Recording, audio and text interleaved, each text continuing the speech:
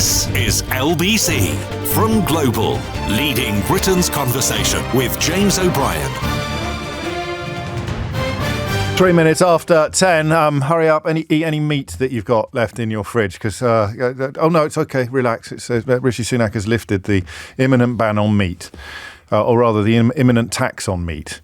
I don't know if you noticed this bit of yesterday's pronouncements. He's come up with what must surely be the absolute genius approach to politics, announcing that you're lifting bans on things that weren't banned. So I'm lifting a tax on meat. There is no tax on meat. Yeah, that's because I lifted it. You see, you can't touch him, can you? Rishi Sunak announced yesterday that there will be no tax on meat thanks to him. And you say, because you are intelligent and informed and moderately educated, you say, well, hang on a minute, there is no tax on meat. There was never going to be a tax on meat. He said, that's because I banned it. You see? I banned it, so you can't... Yes! Bin your way out of that, Starmer. He's also banned the 7 bins that you currently have to use to do your recycling. I know what you're thinking. You don't have 7 bins to do your recycling. And even if you did, you'd probably want to know why and what purpose it serves and why. No, doesn't matter. I've banned 7 bins. The 7-bin recycling rule is now over thanks to me, Rishi 7-bin Sunak. But there was no requirement to have. Doesn't matter. I banned it. What else is he going to ban? I've heard, and listen, my sources are not great. This is something that, you should probably turn to a slightly better connected political commentator than me. But I am told that he is about to ban glass hammers, organic elbow grease, and long weights. I don't know if you've ever spent any time at all on a building site, but if you have and you were young, you were probably sent to the hardware store, to the supplier, to pick up some tartan paint and a box of long weights. He's banning all of those. No long weights under Rishi 7-bin Sunak and no more tartan paint. Glass hammers under Rishi 7-bin Sunak will soon be a thing of the past. Do you know what else he's banning? Compulsory car sharing. God, that is a relief. I tell you what, the sooner he bans compulsory car sharing, the better. I had to come in again today with Dirty Gertie from number 30. And honestly, I know she means well, but my goodness me, she could talk the hind legs off a donkey. All I want to do on the way into work is put on the 30th anniversary release of De La Soul's classic album that dropped this morning, sit back and just chill a bit, get ready to decide what we're going to talk about together. But Dirty Gertie from number 30's in the back of the car, giving it this and giving it that. The sooner compulsory car sharing disappears, the better for all of us. What else has he banned? New taxes to discourage flying. Pardon? And also expensive insulation upgrades. Well, insulation is good. It's almost as if he's forgotten the energy crisis, isn't it? One of the reasons why the energy crisis had a scant silver lining, or has a scant silver lining, because it arrived in conjunction with the war in Ukraine. And it reminded us how dependent we are upon natural gas coming out of Russia. So the idea of trying to wean the country off gas was both, tactically and logistically clever, but also, of course, financially, because heat pumps and other more sustainable heat sources will bring down fuel bills by a country mile. So he's gone in the opposite direction on that. Listen, I don't think I'm going to annoy everybody today. I try not to, not everybody, but you might be cross with me for not taking this as seriously as I should, and I get that. It is pretty tragic, isn't it, for the Prime Minister of the United Kingdom, who not only campaigned in 2019 on the pledges that he abandoned yesterday, but also, of course, signed off on them and as Chancellor of the Exchequer, signed off on the finances as Chancellor of the Exchequer, and as recently as July was swearing blind that he wasn't going to flip-flop at all. But it doesn't matter. There's a beautiful morning in many ways. The relationship between the Conservative Party and client media is never clearer than on a morning like this. So what you have is a Prime Minister of the United Kingdom, a leader of the Conservative Party, who in July swore blind he wouldn't do what he did yesterday, who as Chancellor signed off on the finances of what he claimed yesterday couldn't be afforded or was too expensive, and who also as Chancellor...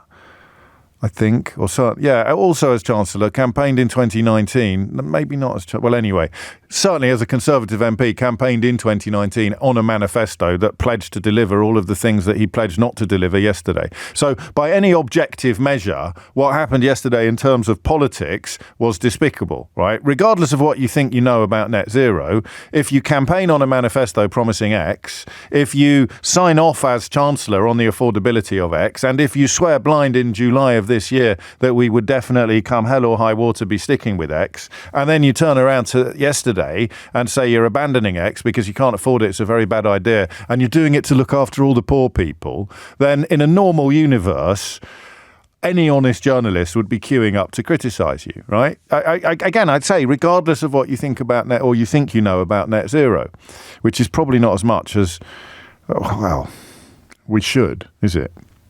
Skyhook's also being banned under Rishi bin Sunak's glorious rule. I'm happy to confirm that. Just a rumour coming in from Hertfordshire.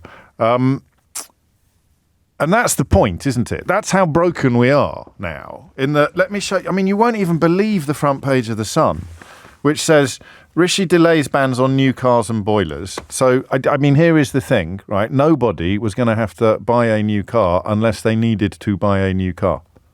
That seems to have been missed. We'll have a look at the politics of it in a minute. And he's also scrapping a meat tax. So the front page of the Sun newspaper, which is not the best selling in the country and is not the force that it was, but it's still, in many ways, the Sun and the Mail and the Telegraph are the pipers to whose tune Rishi Sunak is dancing today. They're actually telling their readers on the front page that he's scrapped a meat tax. He hasn't scrapped a meat tax. That's how pathetic this all is. And then, of course, you look at the bits that everybody is supposed to be celebrating, because as of today, the people that encouraged you to turn Britain into the first country in history to impose economic sanctions on itself, the people who told you that austerity was not only a brilliant idea, but that it was necessitated by the fact that there are too many libraries in Wolverhampton. Thank you, Alexei Sale. The story today that they won't be telling you about involves £15 billion worth of council assets being sold off by 2010. That's libraries, playing fields, community centres, youth clubs, swimming pools, sold off since 2010 when austerity started, because councils need to plug holes in the budgets that have been cut by the government that today is telling you that they are reversing their net zero policies because they're worried about poor people. The absolutely ridiculous Kemi Badenoch touring studios this morning, claiming that Zach Goldsmith, who wins the Stop Clock is Right Twice a Day award for 2023, Zach Goldsmith doesn't know what he's talking about when it comes to net zero because he's so rich. But Rishi Sunak, who is richer, he definitely does. So you can't bring the personal wealth of a politician into a critique of their net zero attitude unless it's relevant to all politicians. So Zach Goldsmith, who I think is an absolute flump for the record and quite spectacularly rewarded for failure by Boris Johnson, is right about this. But he's not, because he's so rich. Rishi Sunak, who agreed with Zach Goldsmith last week, and last month and last year, and when they campaigned together in 2019 as senior Tories, he's wrong about this until he changes his mind, at which point he's right, and the fact that he's very rich doesn't matter at all. There's like a conveyor belt somewhere, isn't there? Because you sort of, Priti Patel drops off the edge of it. Do you remember in the Generation Game? You'd sit there, you'd watch the thing. So you'd think Priti Patel's a tease maid. She's just gone past. Here comes the cuddly toy. There's another one. Who's Kemi? Where did she come from? Oliver Dowden? What's it? It's like a conveyor belt of spectacularly incompetent people who continue to be rewarded because they continue to peddle the nonsenses upon which the last... Bear with me. Theresa May, Boris, Liz Truss. The last 4 Conservative governments have been built on absolute nonsense. And because it's 12 minutes after 10 and I haven't really brought Brexit into things yet, the reason why they continue to do this is what was on display yesterday. It doesn't matter what's true anymore. It doesn't matter what's real. It doesn't matter what is, what's the word that I'm looking for? It doesn't matter what is evidence-based. They have persuaded themselves, quite rightly, that people will believe anything in a country where the nonsense is being punted by politicians who enjoy the sycophantic support of most of the media. And of course, the media that doesn't support them still invites the vampires and shills from the fossil fuel funded so-called think tanks onto their programs as valid contributors to the debate. So the pool of conversation has been so completely corrupted that they think they can persuade, they think there are votes in this because they think they can persuade you that Labour is going to force you to sell your old car and buy a new one, or force you to scrap your perfectly functional boiler and install a new one. And of course they're not. That's the most interesting thing about what the weird political moment in which we find ourselves. I don't think this is going to move the polls at all, by the way, and nor do the polls, actually. The new net zero plan is unlikely to win back many wavering Conservative voters, according to polling and focus group that Downing Street has already seen. It's more than 4,000 people interview with voters looking at wavering Tory voters. And you know, it might sway one, but there's more over there who won't be swayed at all. Snap polling carried out by YouGov suggests it's going to be popular with current supporters of the party, and of course it will be popular with wealth. But why has he done it? 40 minutes after 10. I'll tell you why he's done it. And why has he done it at such short notice? And why has he done it days after pledging that he wouldn't do it? And why has he done it in direct contradiction of the manifesto on which he campaigned in 2019, or the financial forecast that he signed off as Chancellor even more recently? He's done it partly because none of that matters in a corrupted country with a corrupt media. If the truth is not being properly reported. Oh, here's a very rich Tory to tell me why he loves this idea because he thinks it's going to be good for poor people. How do you feel about taxes going up to help poor people? No, absolutely not. No, not at all. No, deeply opposed to that. How do you feel about austerity, screwing poor people left, right and centre for the last 13 years? Yeah, necessary evil, John. So, I mean, you know, tough business. Too many libraries in Wolverhampton. It's very, very, very bad. How do you feel about the cost of living crisis? Well, I don't really have a view on that. I'm very, very rich. Thank you for inviting me onto your show, by the way. I used to be treasurer of the Tory party, you know. And how do you feel about these new net zero policies? Oh, they're absolutely brilliant. What you've got to remember is they're really going to help poor people, and we really care. We really care about poor people on my side of politics, except when it comes to austerity, Brexit, taxes, pay, wages, cost of living, income, and actual assets and amenities that ordinary people can use because they are provided by the councils that we have come close to bankrupting over the course of the last 13 years. But up with net zero. Great for poor people. How did you vote on Brexit? Oh, Brexit all the way. Yeah, John. Yeah, I love Brexit. It's great. Any benefits? Anyway, time for the travel. It's 16 minutes after 10, and what I want you to tell me, seriously, is from the point of view of people in the actual business, right? So I mean, it's a 5-year delay. What difference is it going to make? But the point that people don't really understand is that nobody was going to have to buy a new car unless they needed a new car, right? Nobody was going to have to buy a new boiler unless they needed a new boiler. And the people who were going to be compelled to replace their old knackered boiler with a heat pump were going to get £5,000 help already.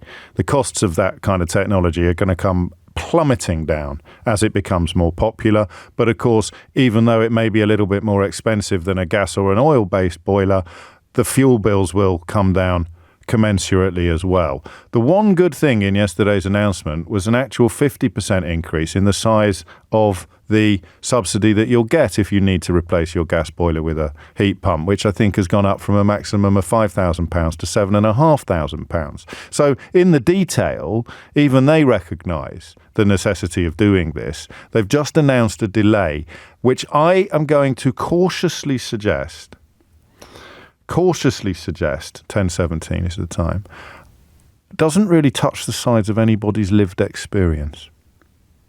0345 6060 973. You can talk about the politics of it, but unless you're a landlord who really didn't want to help their tenants bring their fuel bills down by improving the insulation in the property, I can't see who really should be popping the corks today, unless you're a landlord or a fossil fuel investor, unless you're making a lot of money out of fossil fuel shares, or you have got a bunch of properties or a couple of properties that are quite run down and you didn't want to be compelled to insulate them because that's not going to help you at all. All it's going to do is bring down the fuel bills for your tenants. Who is supposed to be celebrating today? 0345 6060 973 is question number one. Who is supposed to be celebrating today? It's a genuine question, because my feeling is that they think this is going to be like ULEZ. And I don't think it is like ULEZ, because although there was loads and loads and loads of misinformation surrounding ULEZ, and lots of people in Uxbridge believed that they were going to have to get rid of their cars when they weren't. People weren't checking whether they were compliant or not. All sorts of miscomprehensions out there.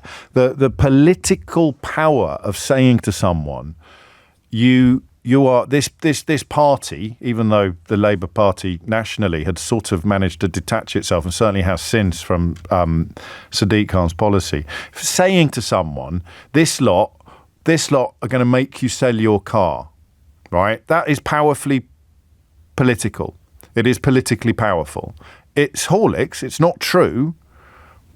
And even if it were true, the amount of help you're going to get to replace your car is considerable. It doesn't matter. There's something, we talked about this yesterday, the psychology of saying to somebody, they are coming for your car, right?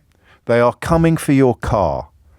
That really worked. And that just saved the Tories' bacon in Uxbridge and Isleworth. And that is the only good news the Tories have had since Rishi Sunak became Prime Minister. Don't forget that. It's really important. The single tiny nugget of good news that the Conservative Party has had electorally since Rishi Sunak became Prime Minister was a catastrophic loss of support in Uxbridge and Isleworth that wasn't quite catastrophic enough to see them lose the seat. They would have lost it if everyone who voted Green had voted Labour. But it was the best result that Rishi Sunak has delivered to his party since he became Prime Minister. And it was, by most objective measures, still a catastrophic result, but not quite catastrophic enough to lose the seat. And everybody agrees, from all parties and all political persuasions, that the reason they got away with it was because the ULEZ rhetoric was so effective. Telling people that Labour were going to take their cars away worked. Doesn't matter whether it's true or not. This is Brexit Britain. The days of policies or promises or pledges or claims having to be true, they're still a long way over the horizon. So telling them that we're going to take your car away, and they're trying to turn the micro into the macro. They're trying to increase the fear of them coming along and taking something away. The truth of the policy, both before and after the delay, is that nobody needs to buy a new car unless they need to buy a new car, and nobody needs to install a new boiler unless they need to install a new boiler. But they think there's politics and political gain in telling you that, well, you're going to have to buy one and we've delayed it now, and the other lot probably won't. What did I say? Did I not say Ruislip? Uxbridge and Ruislip? What did I say? Anyway, it doesn't matter. I meant Ruislip. 21 minutes after 10 is the time. 0345 6060 973. So who is supposed to be celebrating this flip-flop? 0345 6060 973 is the number you need. Because the Office of Budgetary Responsibility, as I didn't know at the opening of yesterday's show and should have done, forecast costs of bringing in net zero being roughly being roughly double of what it would cost not to do it, if you see what I mean. So the economics of it makes very, very little sense, unless, of course, you are heavily invested in fossil fuels or desperate for a Tory victory, or a landlord who doesn't want to pay for insulation in his properties so that the cost of the tenants' fuel bills come down. I can't see who else is supposed to be celebrating today. 0345 6060 973.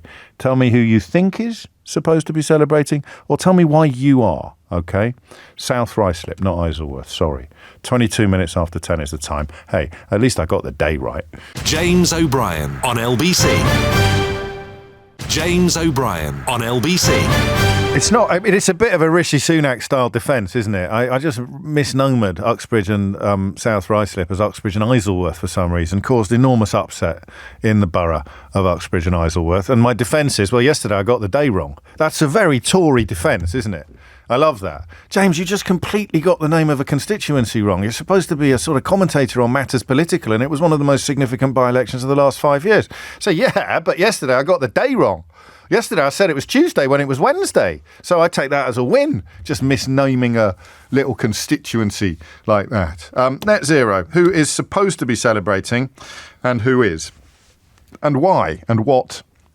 And even wherefore? Go on. Sarah's in Liverpool. Sarah, what do you reckon? Morning, James. Hello, Sarah.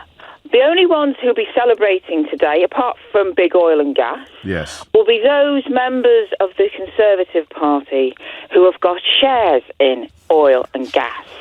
Or donations. You don't necessarily just have to have shares. You could just be, trousering a nice little donation to your campaign fund or your office expenses, or some tickets to the Derby or something, or you're in the Grand National up your way. Yeah. And the thing is, in their short-sightedness, in thinking of their friends, the one thing they have forgotten in all of this are the people, and most important, the ones who are going to bear the brunt of the mess of climate change, the poor and the most vulnerable in society. And future generations. But I heard a former treasurer of the Tory party earlier today insisting that this is all, as with everything they've ever done, motivated by concern about the least well-off. Is that a joke? Yes. I did hear it. I got news for you for a minute. No, I did hear it, but me suggesting to you that it's worth taking something like that seriously is a joke, obviously. It is a joke. I know. From what I've seen for the last 13 years, all they've done is hammer and destroy and go out of their way to actively destroy the most vulnerable in society through every means possible. And of course that creeps up. That creeps up. I'm going to say something which I didn't say in the introduction, which is remarkable, really, given that it was about 22,000 minutes long. I'm not sure, oddly, that what he's done is actually that big a deal. Well, you might think so, James, but believe you and me, I see the effects of climate change and... Yes, I know, but by 2030... Each and every day, sure. I see the effects. I know, but in terms of pushing it back to 2035 and saying at the same time that the massive majority of cars sold then will have an electric component to them anyway because they're getting cheaper all the time and people are buying more. It's psychological politicking this rather than political politicking. He's just sort of... It's a bit like saying to someone, they're trying to ban your salad cream, right? And they're not really trying to ban your salad cream, but you've announced that they're not allowed to ban your salad cream. But by 2030, there's not going to be any salad cream for sale anyway, because everyone will be eating mayonnaise. But somehow by telling people that they're not banning your salad cream today, you win some sort of short-term political benefit. I need to explore this a little further, and I need to squeeze in one more call before the news, Sarah, only because my introduction was so interminably long. David is in Chorley. David, what's going on? James, I'd just like to thank Russ Sunak for what he did yesterday. Okay, hey, mate, come on. Call him by his proper name. 7 bins. Okay. Fair enough. He, in 50 minutes, has helped me to decide who I'm not going to vote for, because in 50 minutes, he's allowed me to see that if it suits his political positioning, he will change his mind in a heartbeat. He will deliver anything that will help them to stay in power, because he knows that then he can always find a reason in the near future to change his mind again and to, quote, scrap it. He's become Scrappy-Doo. That's what he is. Out of Scooby-Doo, he's Scrappy-Doo. I like that, actually. Scrappy-Doo. In action man, Scrappy-Doo, call him whatever you want. I mean, I don't think he's going to wobble back again on this one, is he? No, he's not. But what, if I can, James, it'll take 30 seconds. I call him a fence post turtle. Have you ever heard of a fence post turtle? Well, I have now. Let me tell you what it is. You're taking your dog for a walk and you walk in a field and there's a fence and there's a fence post. Yeah. And on the top of that fence post is sat a turtle. Oh, yeah. Two things you know. One, it didn't get there on its own. And two, now it's there, it hasn't got a Scooby-Doo what to do. That's actually brilliant. Is that your own, or is that a... It's my own, and I've been trying to get it on for a year, and I keep getting pushed back by your researchers and producers. Right, they're fire. I'm firing all of them. That's absolutely brilliant. Put it in your book. It's too late for the book. Don't rub it in. Every day there's more stuff that could have been in the book, and I'm not ready to sign up for a new one yet. David, thank you. 10:30 is the time. Who's celebrating and why? 0345 6060 973 is the number that you need. Thomas Watts is here now with your headlines. James O'Brien on LBC. James O'Brien on LBC. 33 minutes after 10 is the time. You are listening to James O'Brien on LBC. Listen, some people can have the same brilliant idea at the same time, but I don't bombard me with evidence that fence post turtle may not have been our last caller's sole and immediate personal invention. It's still brilliant. You know it didn't get there by itself, and it's got absolutely no idea what to do next. Rishi Sunak, the fence post turtle of politicians. I know it's very serious, the net zero stuff, but you can't get angry every day. You can't do the serious stuff. We are discussing it seriously, while also reflecting on how hilarious it is that Kemi Badenoch is reduced to claiming that you can't trust Zach Goldsmith on this because he's rich, but you can trust Rishi Sunak, who is richer. I don't know that she does get the Dorries stamp, does she? She's not too stupid to realise how stupid she is, like Nadine Dorries is, or Mark Francois, or someone like that. I don't think so, but you're possibly too far down the rabbit hole to realise how ridiculous she sounds. And then, of course, the other element of the hilarity to be derived from the net zero brouhaha today is, well, there's two elements of it. Rishi Sunak getting a round of applause for banning things that didn't exist, like a tax on meat and compulsory car sharing, and also all of his cheerleaders, both client journalists and Tory politicians alike, queuing up to say they really like this, really great, because it's good for the poor. And how boiled would your brain have to be if you'd paid even the scantest attention to British politics of the last, 500 years, for a right-wing politician to come out and say that the reason why they're in support of something is because it helps the poor? Seriously, if you buy that, there's a bridge I've got this amazing bridge to sell you. It's just gorgeous, and I just for one day only, seriously. But then again, I suppose people still pull over in vans, don't they, right across the country, claiming they've just finished installing some hi-fi equipment around the corner, and they've got some amazing state-of-the-art speakers in the back that you can have for 20 quid. So you hand over your 20 quid and you get them home, and there's a couple of bricks in a cardboard box. 25 minutes to 11. I just described Brexit, didn't I, by accident? Alex is in Newcastle. Alex, who's celebrating? Hi, James. Thanks for having me on. You're very welcome. The think tanks are the people celebrating, the ones that are pushing climate denial in order to help their fossil fuel sponsors. Is the simple answer. Oh, how dare you. You are not the answer you wanted to hear. You are not suggesting, I hope, for a moment that Net Zero Watch is the policy wing of the Global Warming Policy Foundation that has its headquarters at 55 Tufton Street and has received funding from US groups linked to the oil and gas sector, despite claiming that it is independent of the fossil fuel industry, while in Britain refusing to disclose any of its domestic funding. Yeah, I think that's what I'm saying, yeah. Oh, that's absolutely outrageous. You'll be telling me next that the Net Zero Scrutiny Group in Parliament, which is allied with and affiliated to the global warming policy, has been pushing for this sort of nonsense for years. Yeah, that's exactly what I was going to say next. Oh, my days. And I mean, you're not suggesting, I hope, for a minute that their mates in that curious corner of London, the Institute of Economic Affairs, are already celebrating Rishi Sunak's net zero rebalance without revealing who funds them. But we do know, those of us who've been paying attention, that they've received money from BP and US climate denialist funders in the past, Alex. Yes, that's exactly what was on my mind, and I'm very glad you brought it up. Oh, God. Well, I mean, at least you're not suggesting that the Taxpayers Alliance, also headquartered at 55 Tufton Street and headed by, or founded rather, by a man that Liz Truss wants to put into the House of Lords, is also celebrating today and claiming that it's going to be of benefit to poorer households without revealing the plutocrats and vested interests that bankroll their entire operation. You've read my mind, James. Well, you're a cynical old soul with very little evidence to back up your prejudices, aren't you, Alex? I am indeed, apparently, yeah. It's crazy, right? It is absolutely crazy. And it's like, as you say, you can find so much evidence of this from so many other think tanks that are all working together. There's even a book coming out soon which knits it all together like a Christmas scarf. I wonder what it's called. I'll come up with a title shortly. You're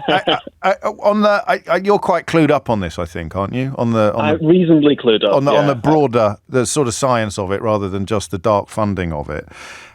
Apart from businesses pointing out that the absence of consistency is unhelpful, and of course, and this won't hurt him because none of the people that like him care, and none of the people whose job it is to point out why they should care will do so, highlighting how utterly without backbone or principle Rishi Sunak is.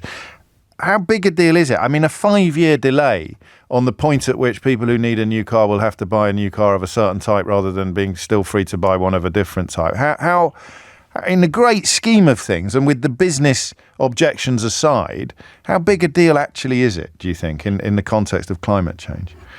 It sends a message, James. That's the main thing about it, right? It sends a message to everybody saying that we have picked what side of this debate we want to be on, and we're going to be firmly sticking to this side, despite, the summer that we've already had and the evidence for the economy that this is not going to help. We think that this is what we should be doing to get votes, which I don't understand personally. That's I think this is what we should be doing in order to help our fossil fuel friends. Yeah. So we're planting our feet here, and then who knows what he's going to say next. So it's all gone a bit Brexit. I don't care about the science. I don't care about the evidence. I believe that I can win votes by convincing people that we will protect them from a threat that doesn't exist.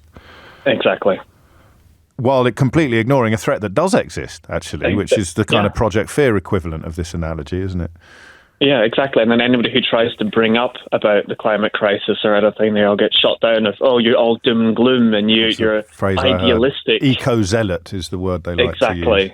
Which is or even eco-terrorist. Eco-terrorist and eco-zealots, or as we call them in our house, scientists. Exactly. Or experts, but no, not in the Tory high, not on Tufton Street there. Eco-zealots. Science. Hello, I've got a PhD in climate science. Oh, you're an eco-zealot, are you? I've got no qualifications whatsoever, but I know what you're talking about. 10:40 is the time. Thank you, Alex. Ed's in Brighton. Ed, what would you like to say? Hi, James. Hello. Yeah, I just wanted to say I don't think that Rishi's messaging is necessarily making the climate skeptics celebrate. When I say that, they are celebrating. Yeah, I agree partially with you. I do think the think tanks, like the previous caller were mentioning, I think they would be celebrating. But the everyday guy on the street who doesn't believe in climate change, let's say, yes, he specifically called them out and called them extremists. I think that was the wording used. So I think he's trying to separate the Tory base from that, but the actual policies he's proposing do actually help the climate deniers at the end of the day. Well, how much do they help the climate? I mean, I think that Alex has given me pause, actually. He's given me chills, and they're multiplying, because the suggestion that this is the beginning of a process rather than the end of it is quite worrying. So you're right in terms of what happened yesterday. It's delay while still recognising reality. People like the think tanks, they want to deny the reality, just as they did with Brexit. And this is a step in their direction, potentially. Sure, yeah. I mean, I don't think the think tanks genuinely believe that climate change is not a real thing. The science is not a difficult concept to understand. It's been known for like 100 years even. Yes. But no, some of them do. I mean, some of the people on Uncle Stuart's Facebook page genuinely think that the science is invented and that it's all those aren't the people in the think tanks, are they? I don't know. Nigel Lawson, I don't know if you ever encountered him talking about this stuff, but he certainly seemed to believe it. And he's sort of their patron saint. Maybe. But obviously there are huge short-term incentives for them to do that. Anyway, the thing I wanted to talk about actually was what he was mentioning about meat and plane taxes. Yes. And he's, those aren't things that exist, as we've mentioned. That doesn't mean you can't ban. That doesn't mean you can't ban them, though. Well, I don't agree with a ban. But philosophically, does something have to exist in order for you to ban it? Yes, I'm not denying that. All I'm saying is, I think those would be good steps to take, taxes on meat and planes. Yes, that's quite a good point. Only wide-scale, I think, way we can address, the amount of carbon we put into the atmosphere is address it, within the framework of capitalism we work in, and that is, taxing the amount of carbon we use. It's the only way to easily integrate a punishment on the carbon we have in our total economy. And yes, reducing the amount of carbon in the total economy should be the top priority. And as time passes, I suppose more novel and original measures will be adopted to do it. And another sort of, to combine your call with Alex, who was on before you, the idea that this might just be a new indication of the direction of travel would be a lot more worrying than anything that was actually stated yesterday. The meat tax stuff, I mean, they don't even pretend anymore, because Mikey Smith over at the Mirror has dug out where this absolute nonsense has probably come from. In October 2021, I think it was floated somewhere that there might be a tax on meat, and the government responded. I'll say that again. In October 2021, the government responded by saying this was an academic research paper, not a government policy. So he was even lying when he called it a proposal, never mind a tax. And the government added in October 2021 that we have no plans whatsoever to dictate consumer behaviour in this way. For that reason, our net zero strategy published yesterday contained no such plans. So he's reversed a policy that was already facing in the way it was facing before he reversed it. I mean, this is both semantically and philosophically fascinating. Can you ban something that doesn't exist? Because I think you can, technically. I could I'm banning unicorns from this studio, right? And when the election comes around next year, I'm going to ask you how many unicorns have got into this studio. And you're going to say none, James. Or at least not while you're on air. And then I'm going to say, well, that proves how effective my ban was and what an effective leader I am. So as of now, unicorns are banned from this studio. And so are bins. Oh, no, any more than 6. You can't have more than 6 bins in this studio at any one time. I'm banning the 7th bin from this studio. Have we ever had... Is there even one bin in this studio? There must be. But I'm definitely banning unicorns. Vote 7 bins. James O'Brien on LBC. James O'Brien on LBC. It is 10:48 and you are listening to James O'Brien on LBC, where we're just mapping who might be celebrating the announcements by Rishi Sunak yesterday, which are very both Brexity and ULESy. So the plan is to persuade people that he's protecting them from a sort of attack upon their boilers or their cars, which isn't really backed up by the facts, because literally nobody under the new proposals or the old proposals would have had to buy a new car or a new boiler unless they needed to buy a new car or a new boiler. And the Brexity bit of it is sort of claiming that it's going to be good for people, or that we should pay less attention to the science and the experts. But there will be other areas, landlords, for example, who don't want to pay to insulate their properties and bring down the fuel bills of their tenants. They will be celebrating. And so will the fossil fuel companies and their shills in so-called think tanks, which are, of course, really just dark money-funded lobby groups, coming soon to a television and radio studio near you. 10:49 is the time. I love this quote from Tolstoy that John has reminded us of. He says, I sit on a man's back, choking him and making him carry me, and yet assure myself and others that I am very sorry for him and wish to ease his lot by all possible means, except by getting off his back. And that is the Tory approach to these policies today, claiming that they are designed entirely to benefit poor people, which, I guess if you woke up literally 30 seconds ago and could remember nothing about what had ever happened in history before, you might believe that a Tory policy was motivated by a desire to make life better for the less well-off. 10:50 is the time. Tim's in Southend. Tim, what would you like to say? Hi, James. Thanks for taking my call. You're very, very welcome. Yeah, it benefits me, unfortunately, and it pains me to say that because I was about to vote Labour, and I really think Labour have missed the boat on this one. I really think Labour these should be Labour policies. And I know you've got a lot of people ringing up, and they're all, banging the same drum. But I'm really lost now, because the policies that were announced yesterday are what I think Starmer and the rest of Labour should have done six months, a year ago. Oh, fair enough. Now, what is the personal impact that you're talking about when you say it helps? The personal impact for me is I'm not well off. I'm not what I would call middle class, and I'm not poor. I'm in between. Yeah. So I work a lot. I've got a mortgage, and my boiler does need to be changed within the next 5 to 6 years. Yeah. I've looked into heat pumps, and I've looked into the whole spectrum of the environment. I do believe in net zero, absolutely. The problem I've got is that now this makes my life a little bit more relaxed and a little bit easier, James, and I'm being absolutely honest with you. That's fine. No, listen, if you're voting from a position of measurable financial advantage, then, no one's going to argue with you. So can you talk us through the numbers a bit? I'm not expecting Bamba Gascoigne. Not really. Basically, when I've looked into the boiler, to go from a boiler to a heat pump is hugely expensive. But you know how much the subsidy is? Well, the subsidy I thought was about 5,000. And that's just gone up. That went up to 7.5 yesterday. Yeah, it's gone up to 7.5 yesterday. Which again, for a lot of people, they might be sneering at that. That is a big bonus. Who's sneering at that? Well, but people are saying that all the policies. No, but it's Tim, mate. It's only a bonus for you if you replace your gas boiler with a heat pump, which you've decided you're not going to do. Absolutely true. So it's not a bonus for you at all. No, so people might sneer at that. No, but what I'm trying to say is that if this isn't going to help the poor, right? I get that, okay, and this isn't going to help the middle class to well-off people, but the people in between, the people that start, say for instance, I have to keep a petrol car going for at least another 10, 15 years. Now, second-hand petrol cars now, the price of them has gone through absolutely gone through the roof. Do you think it's going to come down now as a consequence? What I think will happen, I think it will spread out slightly longer. I know 5 years isn't a long time. I'm not by any means saying that it is, or it's going to make a massive impact.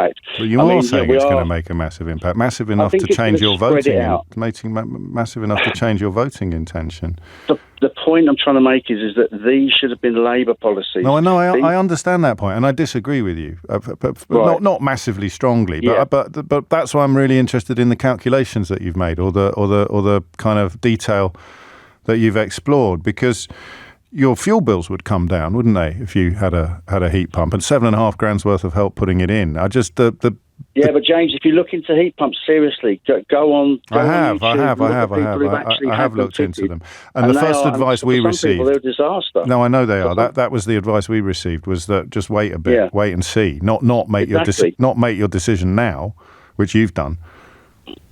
Well, no, but the thing is, I haven't made my decision now. I've got a decision. So you should make it in 5 or 6 years' time. Yeah, if my boiler lasts that long. But the point is now, I'm not going to be legislated against in a few years' time that I have to change to a heat pump. Well, you wouldn't be, because it was 2030 anyway. In 5 or 6 years' time is 2028 or 2029.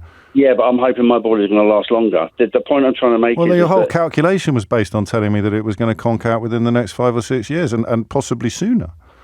Okay, so look, the longevity of my boiler is about 5 to 6 more years, which takes me to 2028, right? Yeah. So let's say it lasts another 2 years, and I get to 2030 by a month, and then I've now got to spend a heat pump, and there's no way I can get a heat pump. No, fair enough. No, I get that. Now that's changed for me. We're narrowing the constituency down to people whose boilers are going to conk out within a 6-month window, so we can add them to the list of people who are celebrating. Not really, James. Look. I mean, I know you can sort of make fun of it a little bit. I'm not making fun. Come on, man. I'm not making fun of it at all. You said everyone else was banging on. I'm narrowing it down to 6 months, but I'm not. Listen, if your boiler, say you just replaced your boiler, and your boiler is going to last 11 years, So let's say you get to 30, 32, and you can't afford a £15,000 heat pump and all the other stuff that goes with it. With a $7,500 subsidy.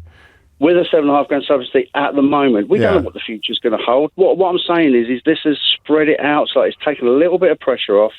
And I respect that. I didn't mean to make you feel like you were being teased, but we can't finish the conversation without bringing the environment into it, can we? I get that. Now listen, as far as the environment goes, there are a couple of factors that I think the average person on the street really gets. Go on. Okay, the first one is, and I know it's been said a lot and people sneer at it, we are 1% of the world's polluters. okay? Yeah. We are 50% ahead now of all the other countries in Europe, like France. So we should slow down. No, what I'm saying is that we are getting there well ahead of everybody else. Now, just slowing down slightly is not going to affect the environment at all. Can you think of? I mean, I hear you, but the idea that because we're doing well, we should do less well is probably not something you'd apply in many other areas of life or politics.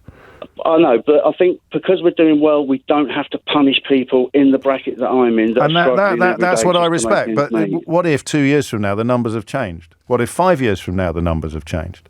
Well, then you have to respect. See, something else people have constantly said today. Now, I've always said I would like politicians to say, look, I got this wrong, I got that right, you know. I've always said that. And one of my big bugbears with Johnson and all that is they never admitted anything wrong. Now Sunak has come out with this yesterday, which was a complete shock to me. And when he came out with it, the first thing everybody said was about what they've done previously, I'm going by today, what's happening today. And I think you're going to find a lot of people will. I'm just so upset that Starmer and Labour, you talk to them, they haven't even got a policy on this. Well, they have, all they say is, they've got really they haven't. strong they just policies say, we're waiting on for the this. figures. Ed Miliband's been working on it for 7 or 8 years. And they've already come out and said they're going to stick with the original policies that before Sunak's come out of this thing already. And yeah, of course they have. Do you think that's going to play well for them, really? Well, it is for the motor industry. Yeah, but the motor industry isn't the average Joe on the street. No, but they make the cars you're going to buy. But you don't even drive a car, right? I do drive a car.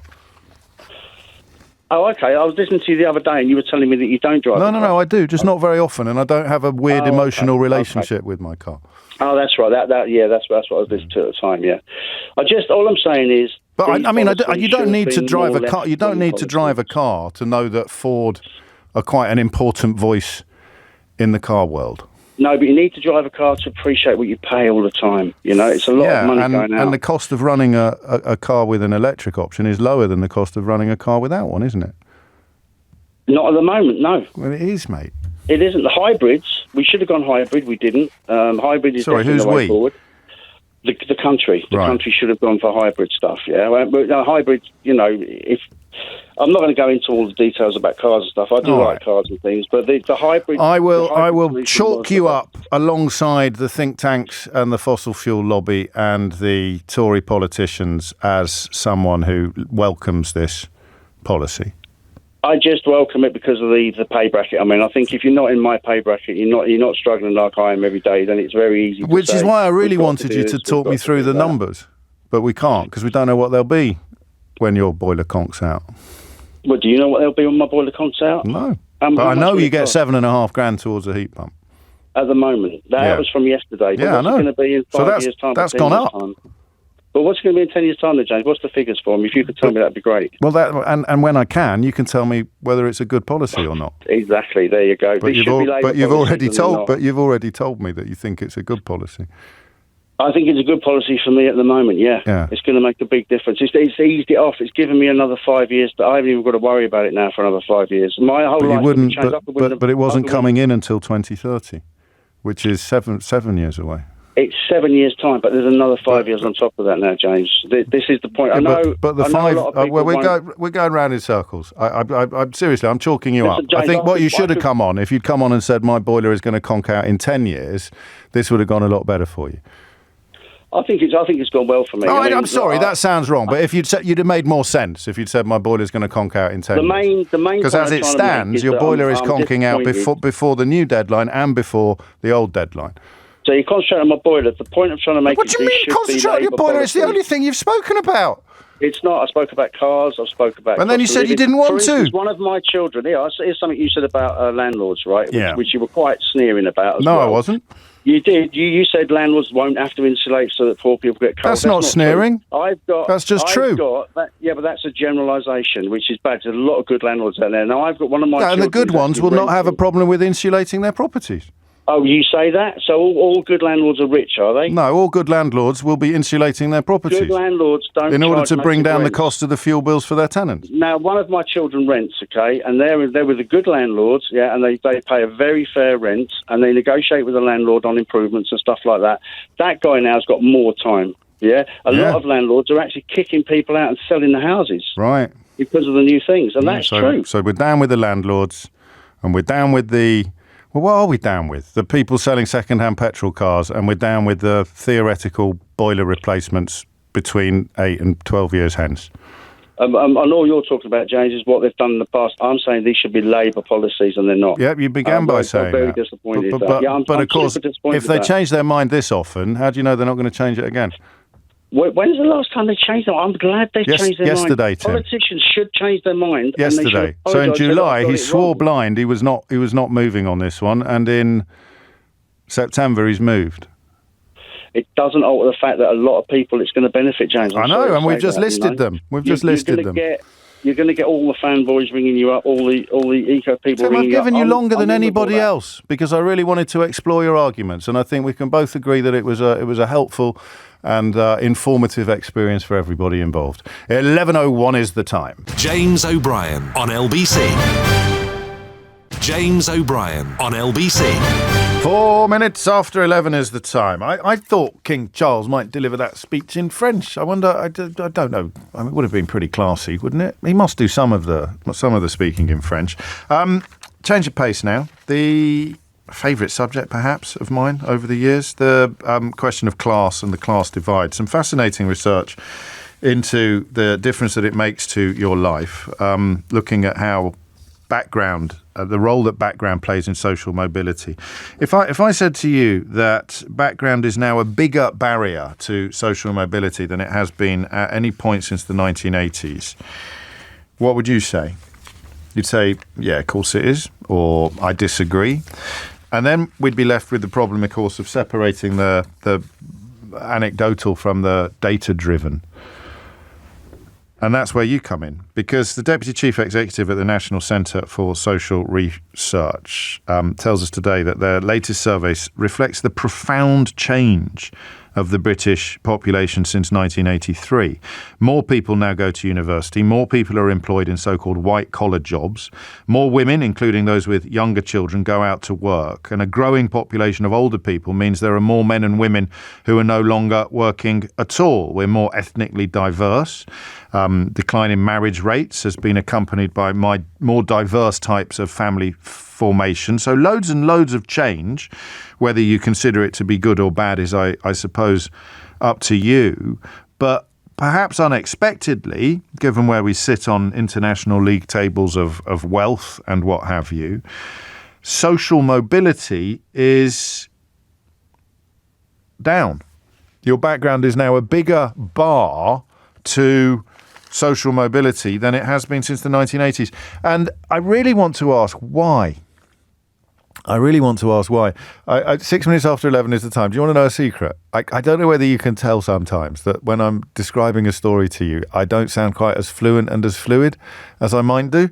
And the reason is I've cut this story out of the newspaper and I've somehow managed to miss the first paragraph of the story. So I read it earlier and understood it and am keen to discuss it, but I've cut the wrong bit of the bloody paper, and it either that.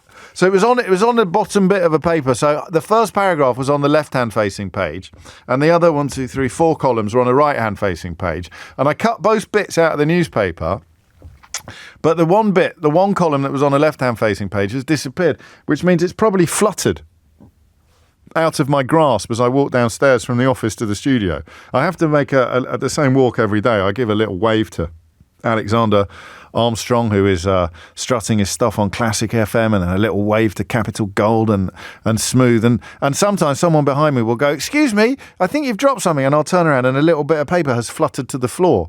And that means I don't come on air at 10 o'clock without having my details and my information in front of me. And what I've managed to do with this one is come on air without the opening paragraph of the story. But let's crack on anyway. The headline's fairly straightforward. Return of the class divide. And it talks about the very simple fact that since the 1980s, your social background, the last caller, Tim in Southend, talked a lot about class and his perception of himself as being neither working class nor middle class. And it is something that this country has a curious obsession with, despite the fact that, for me at least, it's increasingly, I don't want to say meaningless, it's increasingly hard to know exactly what it means, largely because of the massive uptick in the things that I've just listed for you. But if I wanted you to explain to someone who hasn't been paying attention why your background is now a bigger barrier to social mobility than at any point, frankly, in living memory, I just want you to tell me why. 8 minutes after 11. What has changed? What are the things that have changed since 1983? We'll use that as a starting point. What has changed since 1983 that means if you want to move up the ladder of life, and I do often think that Britain and British politics in particular doesn't properly recognise people who don't, people who are happy with their lot. Labour Party's problem is that it tends to cast everybody as needing help, and the Tory Party's problem is it tends to cast nobody as needing help or nobody as deserving help. That's quite good, actually. I might jot that down. So the Labour Party's problem is that it casts everybody as needing help, and the Tory Party's problem is it casts nobody as deserving help. And there you have the fundamental sort of conundrum at the heart of two-party politics in the United Kingdom for the last 200 years. And of course, some people are happy. Some people are content with their lot, cost of living crises and energy costs notwithstanding. Some people, and I always feel a little bit self-conscious putting myself in this category because of privilege and luck and what have you, but some people would be quite content just to be left tootling along roughly where they are now. Who appeals to them politically? I often wonder. What is the party of the content? I don't know. But I do know this. If you want to rise up the ladder, if you want to improve your social standing, if you want to be better off than your parents were, then it is less likely to happen in 2023 than it was in 1983. And I honestly don't know why. I think because of the... Charles did do the speech in French, apparently. Is that correct? Crikey, man. It's only Thursday, and I've got the day wrong. I accused the king of not speaking in French because I'd read that he was going to, and then the clip they played on the news, he was speaking English. But now I'm thinking, why would they play the French clip on an English radio station? Of course he played the English. Fair play to the king for doing the speech in French. What was the mistake I made earlier this morning? Uxbridge and Isleworth. I completely misnamed a constituency as well. I'm not even due a holiday for a while. And I've dropped the bit of the story that is most important to my actual proper telling of this, to my proper handling of this conversation. 11 minutes after 11 is the time. Class mobility is perceived to have become harder over the years. 32% say it's now very difficult to change class. So we got two questions. Question number one is, do you honestly think you have changed class in your life? 0345 6060. No, that's not the question. What does it mean? What does changing class mean? 0345 6060 973. I think my parents... Well, actually, my mum gets cross with me when I say this. No one went to university in my family. I'd like to say until me, but my dad did an open university degree, so he could just beat me to the punch. But neither of my parents did A-levels or went to university. That is regarded as a class criterion, isn't it? I mean, it's on the list of things here. So if you went to university and your parents didn't, then you are perceived to have enjoyed a degree of social mobility. But if you end up earning less than your parents who didn't go to university, or if you are not likely to become a homeowner and your parents were, then what class are you? So there'll be a lot of young-ish people listening to this who went to university and who have white-collar jobs, who have less economic independence than their parents who didn't go to university and perhaps had blue-collar jobs. So what does social mobility mean in 2023? The more I talk about this, the more interesting the subject becomes. In fact, that little category there, well, it won't be little, that rather large category there of people who have some of the accoutrements of the middle class, the university education, the office job, but actually have less socioeconomic clout than parents who didn't go to university and don't have or didn't have office jobs. 0345 6060 973 is the number you need. So what does that mean in 2023? What is class mobility in 2023? But crucially, why do so many people think that it is now harder to change class, to move up the ladder of life, as it were, than it was in 1983. Hit the numbers now, you will get through. 0345 6060 973. I've done a thing here where the more I've talked about it, the more simple the question has become, which is the opposite of what usually happens. Because I think the question I want to ask is one I haven't asked you for years. We've done the detail, we've done the weeds on this kind of thing, and the specifics.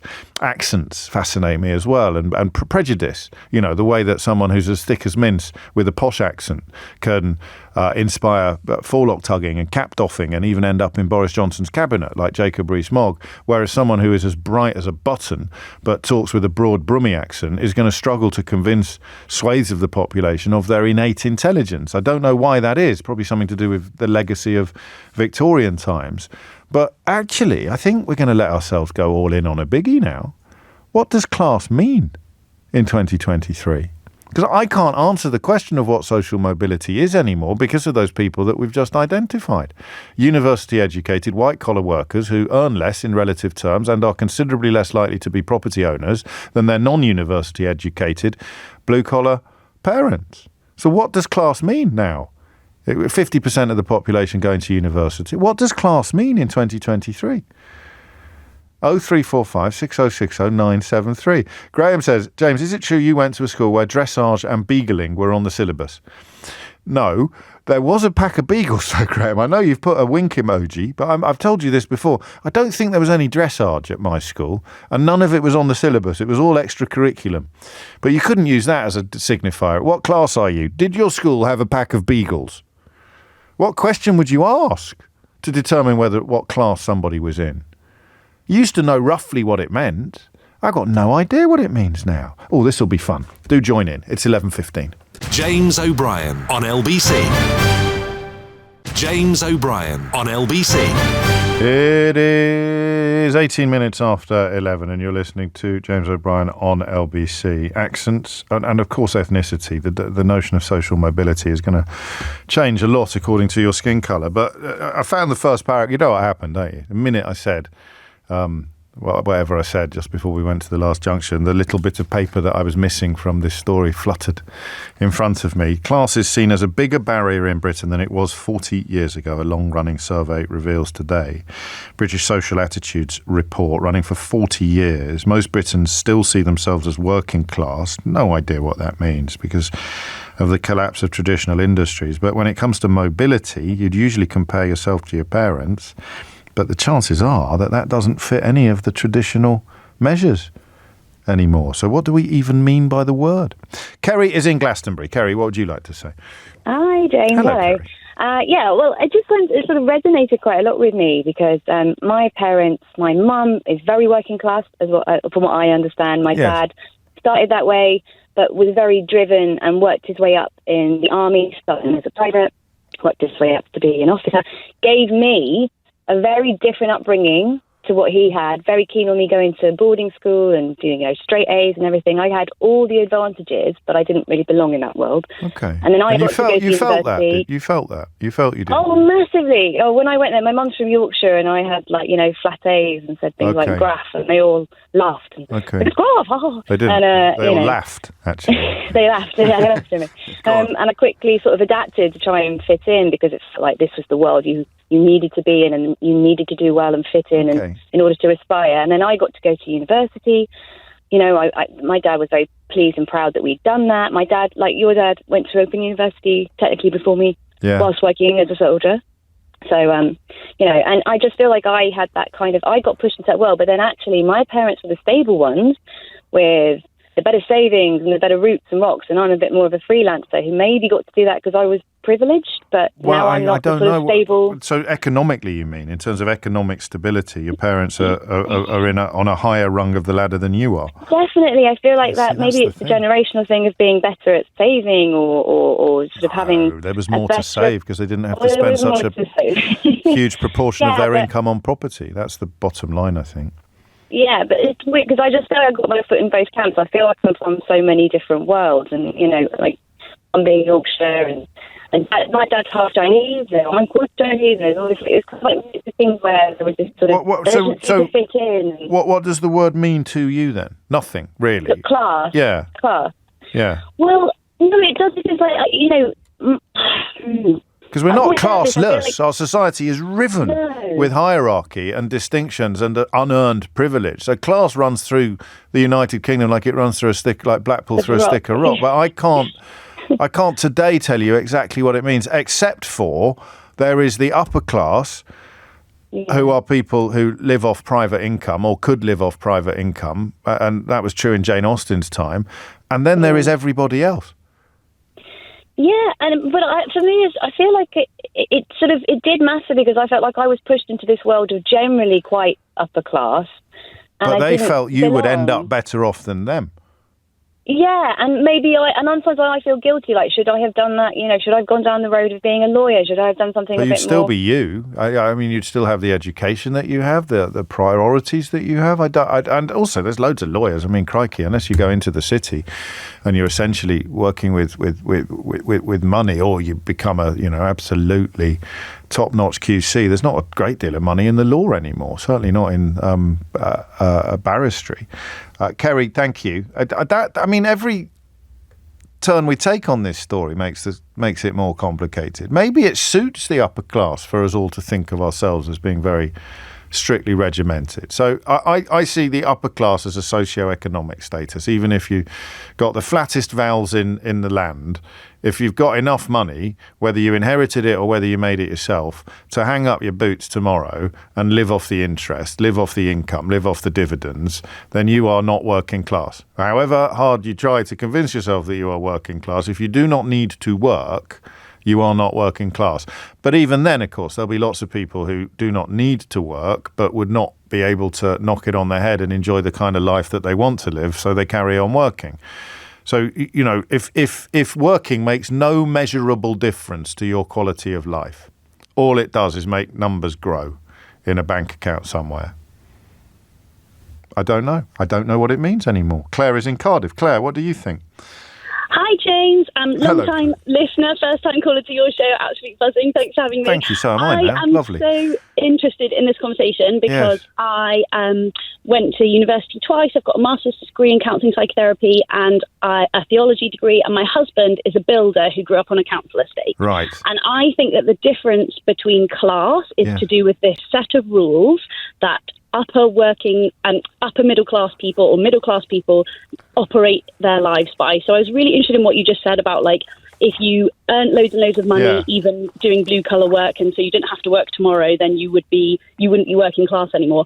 I disagree. I think there are these set of rules that we can't really decipher or even articulate that mean that for some reason we would look down on someone who had flat bowels and who had earned their money from a blue collar job, even if we then consider didn't necessarily mean from a blue collar job. You could have earned it from owning a car. They did. Yes, okay. So you mean snobbery? Really? Yeah, definitely. I went to a school where there was a pony club, and I've been skiing, and I know how to operate at a dinner party. And I think that my husband has experienced social mobility because we have had conversations about what that looks like. And we've had weird, intangible conversations about this set of rules that exists that maybe he could live up into if he wanted to. But I don't think that social mobility is something that you can just get. But then why would it have gone down? Earn lots of money. No, I think it's gone down because in 40 years. Why is it harder now? I think it's gone down because of the presence of social media. So I think it's really clear and obvious to be able to say, look at my life. I live by this set of rules that looks like old money. And other people say, oh, I reject that. I'm going to live my life which looks like this. And so they are maybe even like proud of or happy and content in their working class status and would say, this is how I'm living my life, which is noticeably different. And I'm proud to be working class. And I'm going to project that image. So I need a bit more detail. What do you mean, though? I mean, I don't know. I like your theory. I don't know that it necessarily fits the British Social Attitudes report, but that doesn't matter. What sort of things are you talking about? I mean, because it sounds as if you think that some people don't know how to use a knife and fork, and that would denote their class. And I'm sure you're not suggesting that. What are these These rules that people wouldn't understand? Well, I think that's the problem, isn't it? I think that it's really difficult to explain what they are. You must have a clue, Claire. You must have a clue. Yeah, but I think I'm being cautious on the radio. Well, I don't. Well, look, I went to a posh school. I don't know what you're talking about, if I'm honest. I mean, I know. So, I mean, there's the silly stuff like how do you eat an artichoke or stuff like that. But generally speaking, if it's cutlery, you start at the outside and you work your way in. So, what is it? But I think there are people that don't know that. Well, you just tell them, and then they do. But I think that stuff makes a difference if you've never been in an environment where you would be doing that. But now you do. So you didn't yesterday, and now you do. So have you changed class in the moment of that exchange? What stuff? No. Don't be cautious. Just tell me what sort of stuff you're talking about, because I don't know, and I don't know what social media would have to do with it. Well, I think that it's something about how people are able to say, I am working class and I'm proud of that and I want to stay working class. But some of the most middle class people I know insist that they're working class. But so then they would be answering that study to say, no, I'm still working class. But the measure of mobility, maybe there's been a death of aspiration because you can no longer associate social mobility with financial improvement. And this makes not a mockery of the survey, but it changes the parameters in which it's been conducted. Because when it started, changing class involved a change in socioeconomic status. But actually your analysis becomes powerful here because you might well have changed class, but your socioeconomic status hasn't necessarily changed at all. In fact, it might have gone down. You will be the university-educated white-collar daughter of a property-owning, wealthier, blue-collar parent. Yeah. So then what has happened class-wise? Who even knows? Who even knows? That is it, isn't it? Possibly. That it no longer means aspiration by any other measure than whatever these mad words mean. Have you improved? Have you risen up the ladder of life from where your parents started to go? Yes, I suddenly have. I know how to eat an artichoke. But they're much better off than me. And they own their own home. They're mortgage-free. I'm paying rent to Dirty Bertie from number 30. So I wonder whether actually the problem here is not so much that background is now a bigger barrier to social mobility than in the 1980s, but that the relationship between aspiration and elevation has been completely exploded. Blimey. Andy's in Reading. Andy, what do you reckon? I first of all would say that social mobility is the ability for you to go into any environment and feel able to interact with it. I had a chip on my shoulder. I was from the north. I went to an incredibly privileged place to study medicine at Oxford, and my ability to do so was limited by the chip I had on my shoulder within that environment. And one of the things You're an Oxford-educated doctor, so to anybody listening, there's no doubt at all about what class you're in, is there? No, and this is what's interesting. Yes. One of the things I got from my degree in that place was the ability to interact with the people when I got to know them on a personal level, so that when I went to things that I'd never done before, and I went to the opera, and I went to, this boat party on the Thames with these people, I could just look at them as peers and equals, and I could walk in, and instead of being inhibited by that environment, I could just walk into it. But then I've got mates from your background who can waltz into any room in the world and boss it like a social butterfly. And they're completely authentic. They're not putting anything on. And I went to a posh school and felt very nervous in many social situations, but I learned the skills of bolting on my game face. My similarity with my experience from knowing a little bit about yourself, I mean, one of the things that shines through about you is that you would look at anybody from any background, whether they are the highest politician or anything else, and you could look at them with a casting eye and say, well, who are you? I don't have to just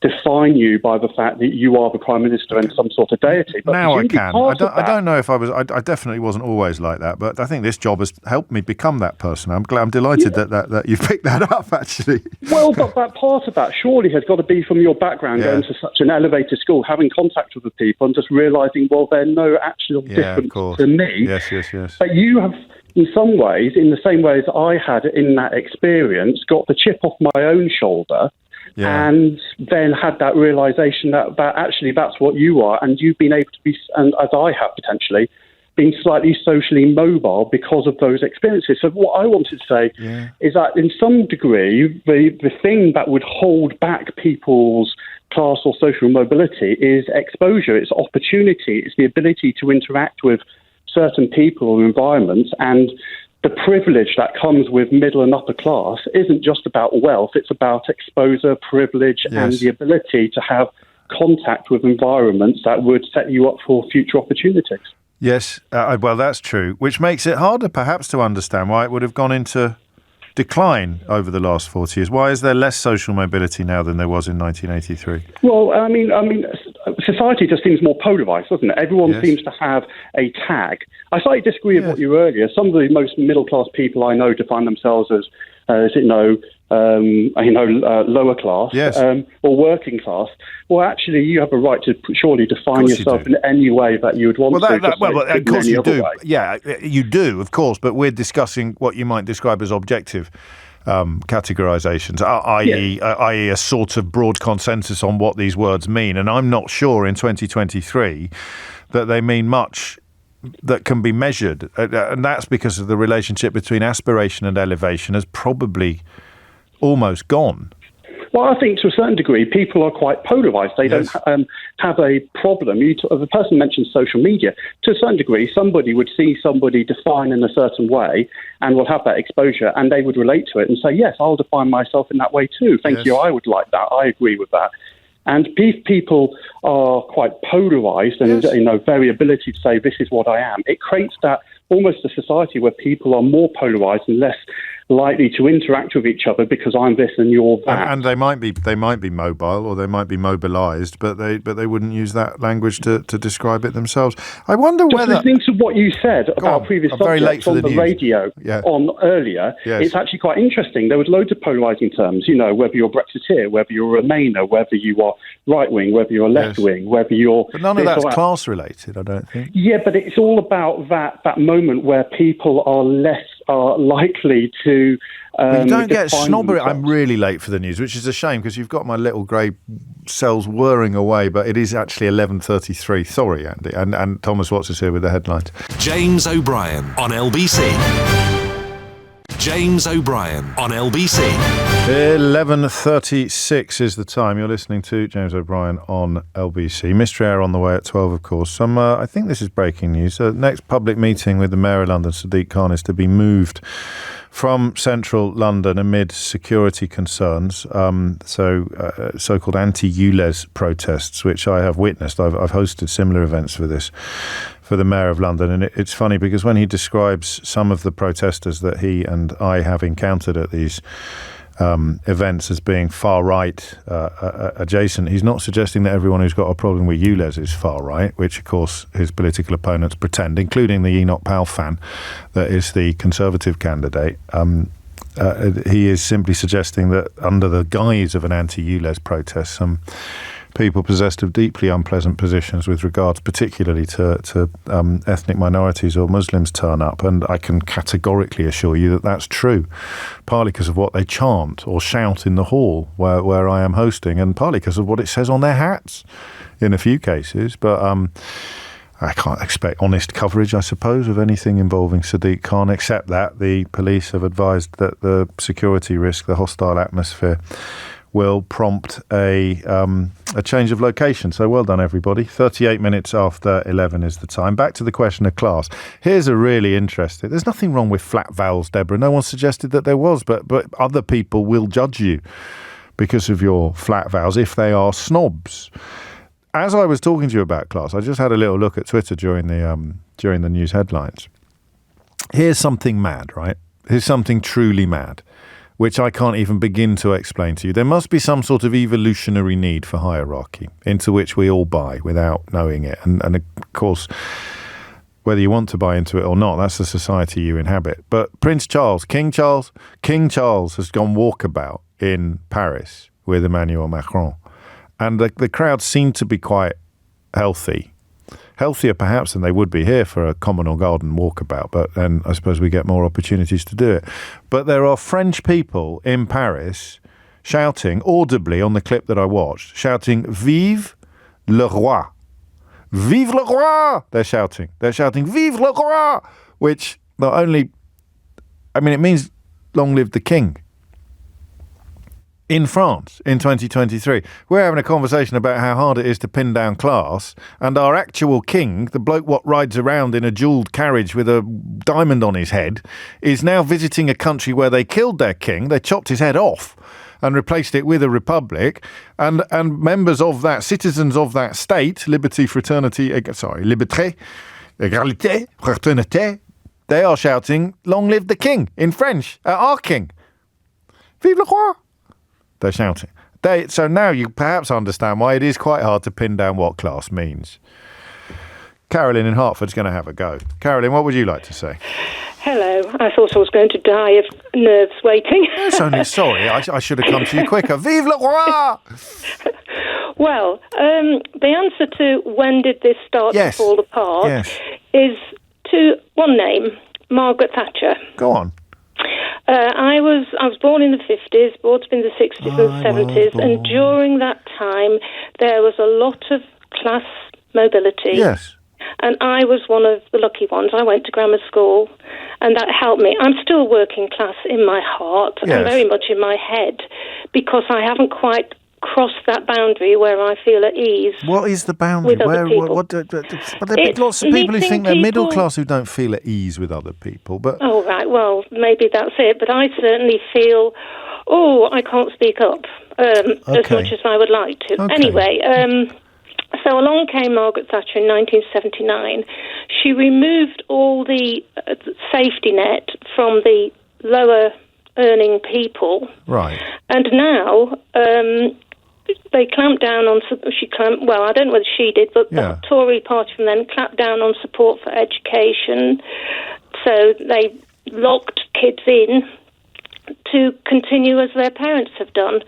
And they basically put the tin hat on social mobility, and it's got worse ever since then. But Labour turned it round on the education front. Well, they did, but it's all gone again now. Yes, and for a time, the education thing did work, and that's where it starts. I was a teacher, but I do know that I felt that change when Margaret Thatcher came in, and it grieved me deeply. And yet, you know, some people would argue that there had been more mobility. I mean, things like buying your council house turns you from a non-property owner to a property owner. Except that I never got as far as a council house. Lived in a damp, wet dump with no electricity. No, I know, but that's you. I'm talking about the broader social trend of extending property ownership to people who would never have previously dreamt of it. Oh, have we lost the phone line there? Or have I bored Carolyn into submission? That's a shame. She was so nervous before coming on. Carolyn, thank you if you can hear me. 11:42. I promise I'll make sure she knows I didn't cut her off or anything like that. Will you ring her back? Mark's in Chester. Mark, what would you like to say? Good morning, James. How are you? You did that on purpose, that pause then, didn't you? You made me think that all my phone lines had gone south. Yeah, I'm very well, mate. What's on your mind? I'm not that smart, but I called in. I've just returned to England from living in the US the last 23 years. And my observation is there's a lot less classism and elitism in the USA. There's lots of good and bad about America. Yes, of course. One of the things I did like was the fact that there's less classism. And instead of thinking of it as working class or middle class or upper class, I think in America especially, they would probably think of it as, maybe you've got a blue-collar job, you work with your hands. There's a poverty line, so people that are below that maybe are struggling for different reasons. But in terms of people that are employed, you've got blue-collar jobs and then you've got white-collar jobs. If you're a plumber and you have a blue-collar job and you earn $1 million, your money and your success in your trade is viewed upon as favourably as if you're a surgeon doing the same thing and earning $1 million with a white-collar job. Likewise, you could be very smart and you could be in academia or something, and you could have maybe a white-collar job, and you might be struggling to pay the bills from week to week and paying the rent and putting food in the fridge. But is there it still exists a bit, doesn't it, when they talk about WASPs and when they talk about, they do have concepts of old money and the Mayflower and all of those signifiers, but simply by the nature of the diaspora, there's no earthly way that it can define society as tightly as it does in this country. Yeah, and I think, the old money and maybe some of the older cities, like if I'd have spent time in Boston, exactly, that's an example I was going to give. Yes, I'm sure there's some cliques there and some elitism there, but generally speaking, people are viewed based on their successes. There's more onus on self-accountability and self-reliance, so don't rely on anyone else to make you successful. You're successful off your own back. Now, white privilege and whether everyone has a fair shake, that's a different conversation. But the onus is definitely put onto the individual to go out and be successful. And if they are, generally speaking, it doesn't matter if, as I said, if you're a plumber or a surgeon or an engineer or a school teacher. You wouldn't have snobbery. So we're talking really about snobbery in the way that we have it here, or the idea that... I think that's probably a yes. And in the same way. I think that's probably the true. The accent and the vowels is probably another thing that is you get less of. Is there a posh thing? Is there such a thing as a posh American accent? So if you're in mid-Ohio, which is, I guess, the closest thing to a neutral American accent, at one time, if you were on the TV or if you're a broadcaster, they wanted you to have that accent. So you had a fairly neutral, bland kind of accent. I think over the last 20 years, I think that's probably got watered down a little bit. Yeah, but it wouldn't be posh, it would just be neutral. Yes, that's very true. There's no such thing as a posh, because we think, I don't know if the phrase is offensive or not, I hope not, but we think of a redneck, we think of Deliverance, or we've all got an idea of what below the poverty line accent. I know, because that's state specific, isn't it? And there'll be people in other states who are just as poor as people in the deep south, but who don't have the accent association. But there might be one for Mystery Hour, whether or not there is such a thing as a posh American accent. Thank you, Mark. A couple of phone lines free now, if you're quick. 0345 6060973 is the number that you need. The time is 11:46. James O'Brien on LBC. James O'Brien on LBC. It's 11:49. Mystery Hour next. If you're not familiar with that posh, with that feature of the programme, I dare say that you're in for a bit of a treat. That kind of transatlantic drawl is a posh American accent, isn't it? Or maybe just the Boston accent. I'm not sure. Larchmont Lockjaw. To give you an idea, you talk with the teeth kind of clenched together. But then what, you got a really broad American Texan egg? I don't know. Liz is in Wimbledon. Hello, Liz. Hi, James. How are you? Very well. What would you like to say? Yeah, what I want to do is I want to come at this from a slightly different angle. Go on, then. Do you need to adjust your seat? Well, I was doing something really boring. I've had to go somewhere else to talk to you. Carry on. So there's been a bit of adjusting. I want to make it a little bit personal, but there's a reason for that. I'm not going to stay in the personal. I think that the personal circumstances of my kind of family and my life actually speak to the influences that I think are at play here. Yes. So I think this is a lot more about an increase in an ethnic diverse population than you've touched on so far. Go on. And I'll explain why I think that's the case, particularly over the last 40 years. Yes. So I'm a white British woman married to a British Sri Lankan. So very nice chap he is too. Well, we could talk about that another time. Go on. Phone in about that. And his parents came here in the 60s. He was born here, blah, blah, blah. But what's significant is that his parents were very much interested in getting him a ticket. You might call it a golden ticket into the British middle class. And so they put everything they could into sending him and his brothers to public school and hoping that they could make his class, not his education, I mean the class, the connections that came from public school. This is aspiration in the simplest sense. Yeah, really. So I'm specifically not talking about exam results and grades. I'm talking about the people, the milieu.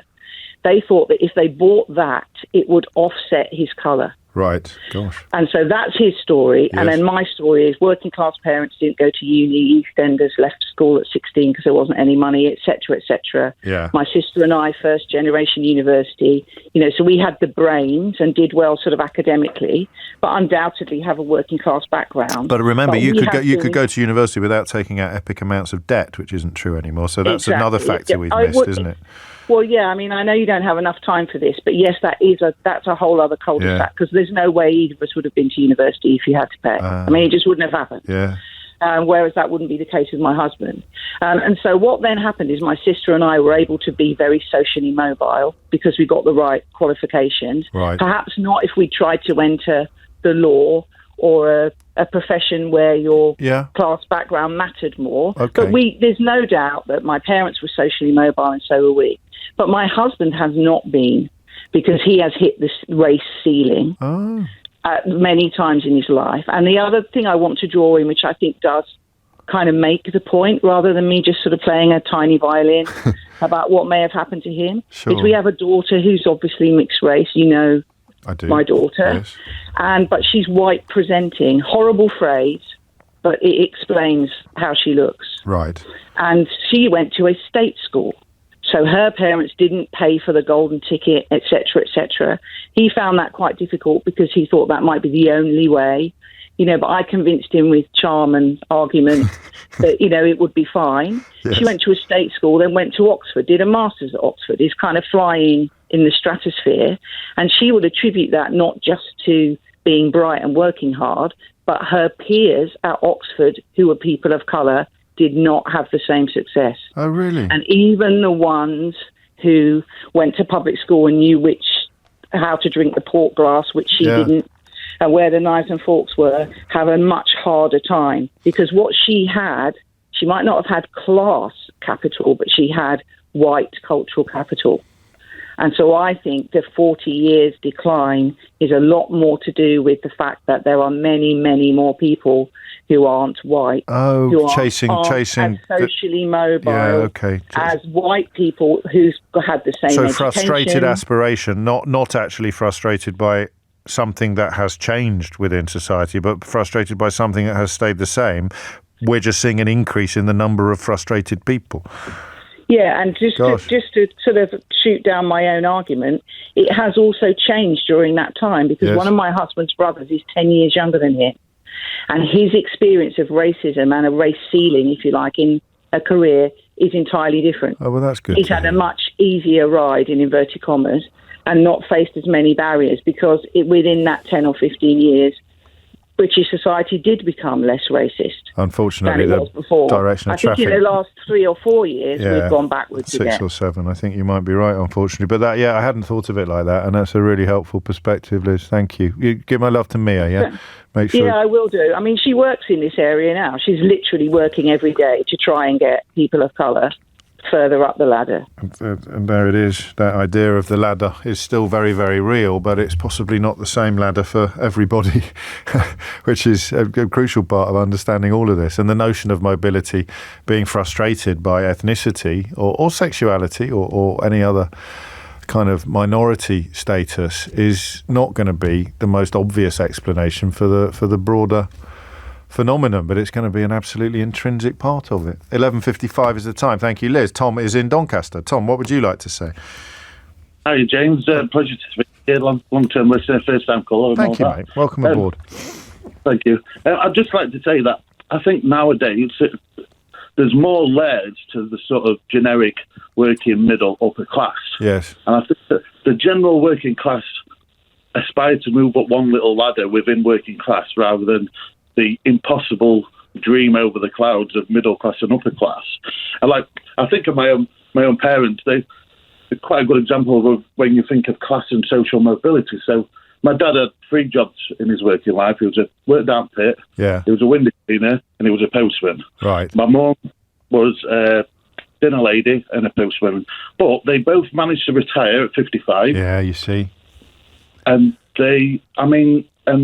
this year they're going on or been on 9 holidays this year, which I call them Judith Chalmers and Alan Wicker. 9? But that's because they had fantastic pensions, right? Which is not going to be true of your children or our children. Or me. or ours actually. So you say there's more and more layers. I think there's fewer and fewer. Yeah. I think there's either people that you're bringing retirement into it now, which is slightly complicating factors. But you can either live comfortably with no work or you can't. Well, yeah. They obviously got to a point where they wanted to maintain their sort of the standard of living, so they worked to that point, and then they knew they were over the line. They knew they were golden. What class would they say? What class would they describe themselves as? Because by some of the signifiers you've described, they're working class all the way. I mean, they're obviously. I'd call them working class because the background, miners and. But socioeconomically, they're golden. Yeah, me and my wife, we both went to university. Yes. We both got jobs. We're both earning more money now than my dad ever earned in his life annually. But we've done to retire at 55. Yeah. And that goes 9 holidays a year when they're at 64. Yeah. So who is who? Who is it? You're the middle class one. You're the working class one. But they're sort of waving to you from their latest cruise ship while you're putting in another shift at the metaphorical coalface as opposed to the actual coalface, which is where your dad worked back in the day. Tom, perfect. I think really perfect illustration of what I was trying to pin down. I'll squeeze in one more. I've only got a minute, Terry, so you'll have to make it snappy and Nuneaton. What would you like to say? Okay, I'll make it quite quick. Sometimes what I believe is that it's where you're born, the time period you're born, the social events which is happening within that region that allows you social mobility.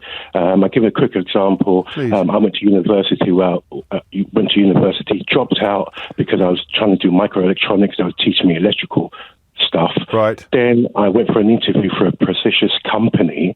Then when I got into the interview, I thought there's no way I'm going to get this because of my background. Right. Turns out that the guy that's interviewing me had a social connection with me based on where he was brought up. I got the job. Yeah, and that I mean, the point there, Terry, whether you intend it or not, and I think you probably do, is that if you go to a school like mine, then the likelihood of ending up in a room with someone interviewing you with whom you have a social connection is absolutely huge. And that's one thing we've missed entirely from this conversation. I'll tell you how you divide British society. I literally, and this brings in every single factor of the conversation that we've had, except perhaps Liz's, actually, although that would also apply. It's the reason why her parents-in-law sent her husband to the school they did. There are two types of people in the United Kingdom. There are people, when they meet somebody new, who ask what school they went to. And there are people who don't. And that, I think, is the most fundamental distinction and division in our so-called class structure. And that is the end of my TED Talk. Mystery Hour's next. James O'Brien on LBC. Is it that time already? And not just, I mean, it's probably because I got the day wrong yesterday. I'm surprised that Thursday, 12 noon on a Thursday, has crept up upon us so quickly. A lot of love coming in for Liz, actually. I should pass that on, the final caller there, which was a particularly pertinent contribution to the conversation. But that line about asking people what school they went to, which I somewhat uncomfortably was my own, is probably the key distinguisher between what we would loosely refer to as classes. 3 minutes after 12 is the time. 0345 6060 973 is the number you need. And we are diving headfirst into Mystery Hour. Your weekly opportunity to achieve the sort of satisfaction not ordinarily available anywhere on your radio dial. The reason I sound a bit distracted is because the switchboard just exploded. Some weeks it does and some weeks it doesn't, and it doesn't seem to have anything to do with what I say or do, which is a little bit discombobulating, to be honest with you. I would remind you that there is a thingamajig, a wonderful prize of a Mystery Hour board game. It's a really, really good board game, actually. I think I made a mistake of being so gobsmacked by the fact that a board game had sprung organically from this sort of slightly odd radio feature that for a while some people thought I was joking. They thought Keith was a figment of my imagination, and I'm not yet prepared to confirm or deny whether that is true or false. But the board game is 100% real. Go and have a look at it at mysteryhour.co.uk. And if you're not lucky enough to win one by being my favourite contributor of today, you can buy your own. 4 minutes after 12 is the time. We will, I think, just crack on. Have I forgotten everything? Terms and conditions are at lbc.co.uk. So that's two websites I should always mention at the outset of Mystery Hour. lbc.co.uk for the terms and conditions regarding the competition to win a copy of the board game, and mysteryhour.co.uk to get your own copy of it as well. And you're not allowed to Google anything, but I haven't mentioned that for months. It seems to have sort of become self-policing, I think. Anyway, we shall see. Alice is in Northwich. Alice, question or answer? Question, please, James. Carry on, Alice. How does a self-sourcing pudding work? Ah, that's a good question. Thank you. So I think I know, but I mean, so you mean the batter, a homogeneous batter goes into the oven and it comes out with a sponge top and a soggy bottom and a liquid bottom? Well, yes, you put the batter in the bowl, and then you have to pour a mixture of boiling water and sugar over the top of it before it goes in the oven. And then miraculously, whilst it's cooking, the liquid goes to the bottom and the pudding rises to the top. Wow, but if you left it in for longer, it would be a cake. Well, it'd be a very soggy cake. Yeah, but I think I'm very, very partial to a self-sourcing pudding, although I've never called it that before.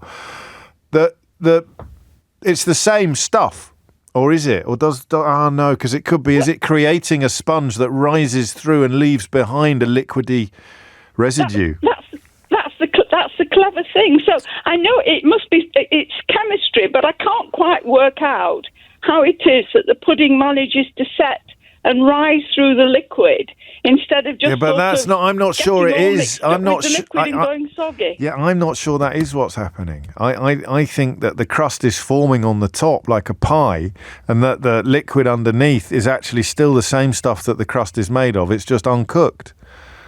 But the sauce is not just boiling water and sugar. No. The sauce also has the flavour. So if you make a chocolatey one, you get a lovely chocolatey sauce. Yes, but you've got a lovely chocolatey sponge as well. Well, you do have that, yes. But I mean, so it's the same. Now I want to use the word sauce, but it's different meaning. SOURCE. The source of the sauce is the same sauce as the sponge, Alice. Now you're just getting ridiculous. We got Dick Emery's son rang in the other day. We need him to come back on and go, saucy. And we'd be exactly where. But it is the same sauce, isn't it? The sauce and the sponge have the same sauce. Yes, but you have to get the proportions absolutely correct, or else it wouldn't work. Yes. And that's what recipes are for. Well, of course, we've got a recipe, but that doesn't explain the chemistry of it. No, it doesn't. We need a chef. You might have a chef listening. There's always chefs listening, but they'll be on service now. It's 8 minutes after 12, so I'm sure one of them will take a moment out.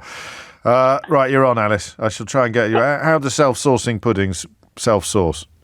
Thank you very much. Thank you very much. 8 minutes after 12 is the time. Chris is in Exeter. Chris, question or answer?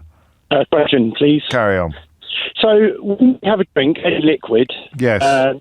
Does the body prioritise where that liquid is needed most? I like this question. So if you've got a massive hangover and your cheeks are like sandpaper, and you neck a jug of water, why don't your cheeks get more juicy immediately? Yeah, because they say when you have a dry mouth, that's the first sign of dehydration. That's your body saying, have a drink. Is it? When you, Ray Mears and the other fella. Mm-hmm.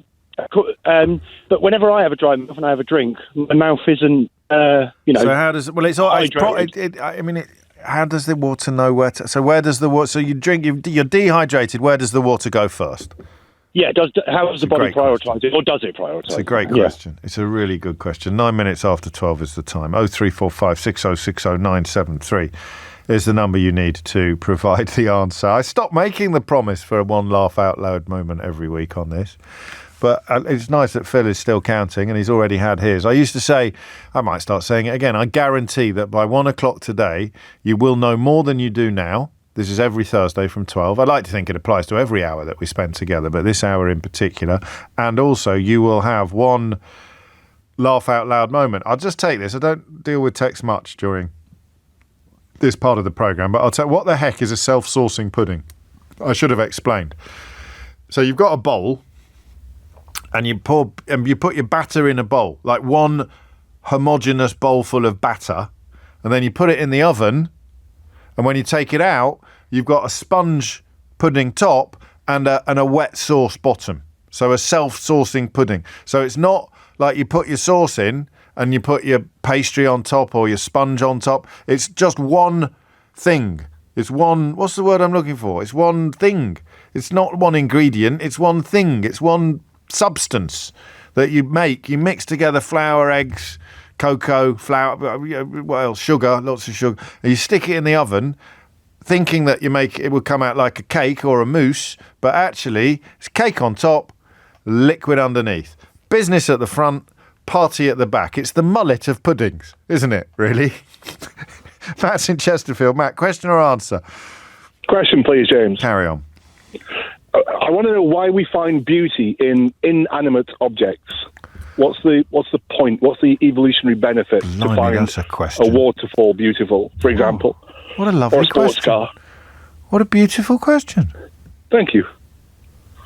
I'm just trying to think what it might be. I mean, we find people attractive, don't we? I know they're not inanimate, but could it be a similar sort of a beauty? See, you can't procreate with a stately home or a sunset. What's the point? Don't tell Jacob Rees-Mogg that. He the stately home bit. He's still trying to procreate with a penny farthing every Friday night. What is the? Sorry, they're looking. What do you remember lockdown?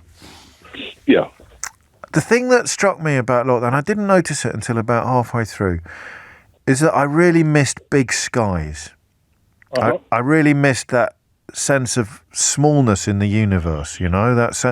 And so it's going to be something to do with mental health, isn't it? It's going to have something to do with releasing some hormone or just relaxing something beautiful, looking at something beautiful.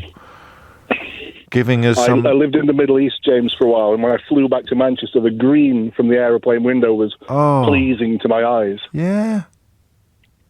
You're on. I don't. Why do we derive pleasure from the view, really? Isn't it?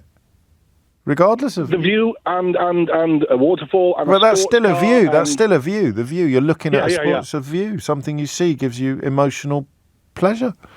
Indeed. Well, I like that. I mean, who's going to be able to answer that? God only knows, but we will endeavour to find out both what the answer is and who's going to answer it. 0345 6060 973. Thank you, Matt. 12:12 is the time. John's in Islington. John, question or answer? There's a question for you, James. Carry on, John. Large vehicles, lorries. Whoa!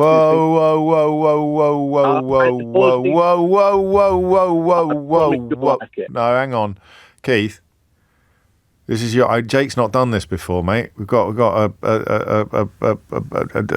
inexperienced producer on this programme, deeply experienced elsewhere, who's going to be looking out for motoring questions. It can't be him.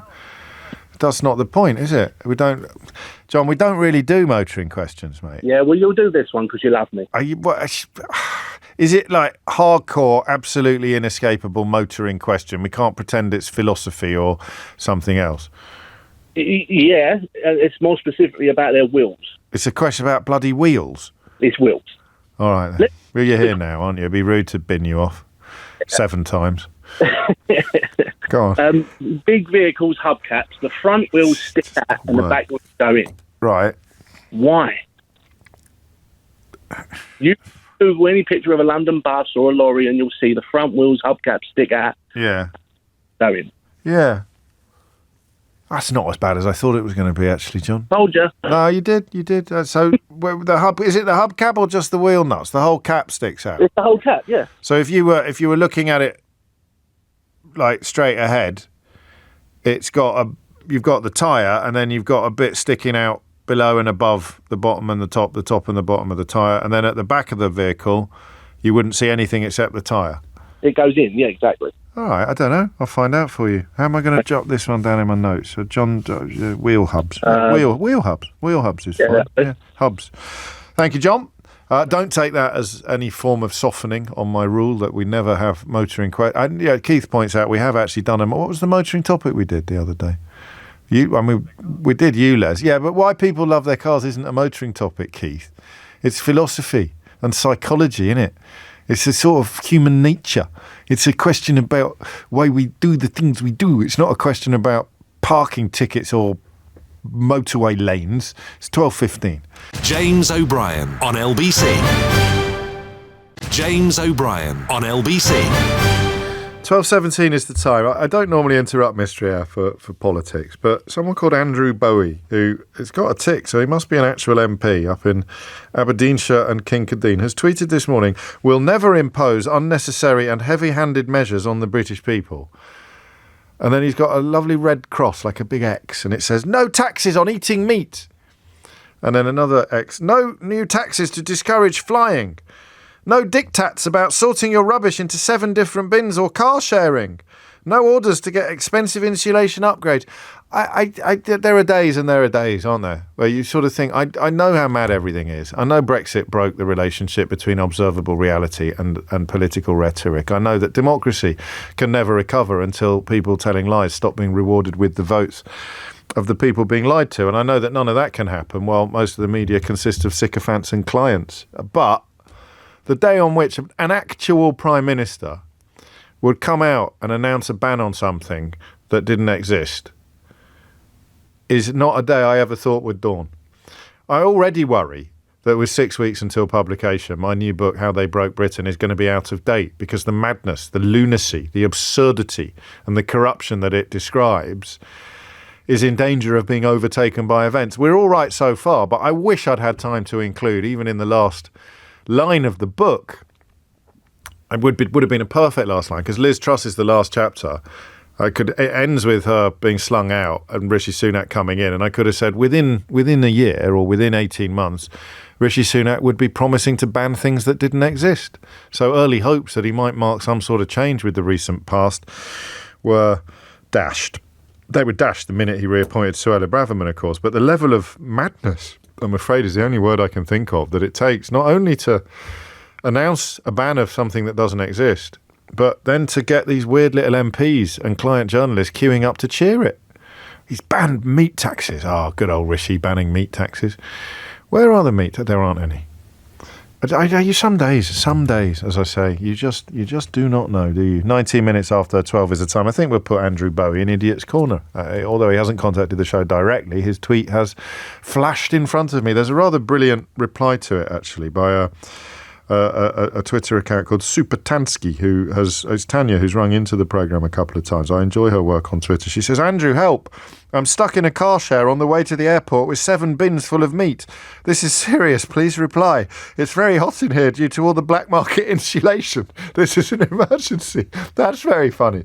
20 minutes after 12. Richard's on the Algarve. Richard, question or answer? It's a question. Yes. I would like to know how words that are peculiar to foreign languages are signed in British Sign Language. Why would you like to know that, if you don't mind me asking?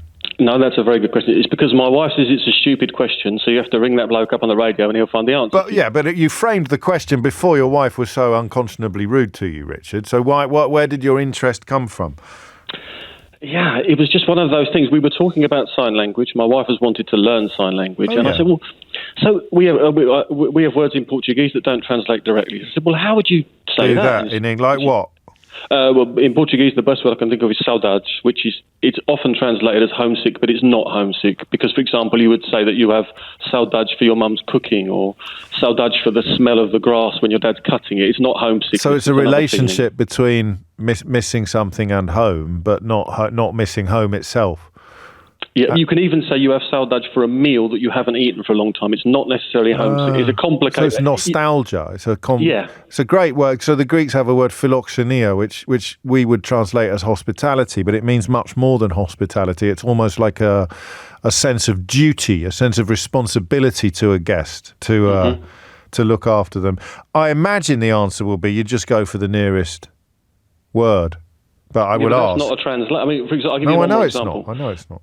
Schadenfreude. How would you translate that into English, into BSL? Yeah. That's a tricky one. It is a tricky one. I mean, because you couldn't say taking pleasure in other people's misfortune, because you'd be here all week. Exactly.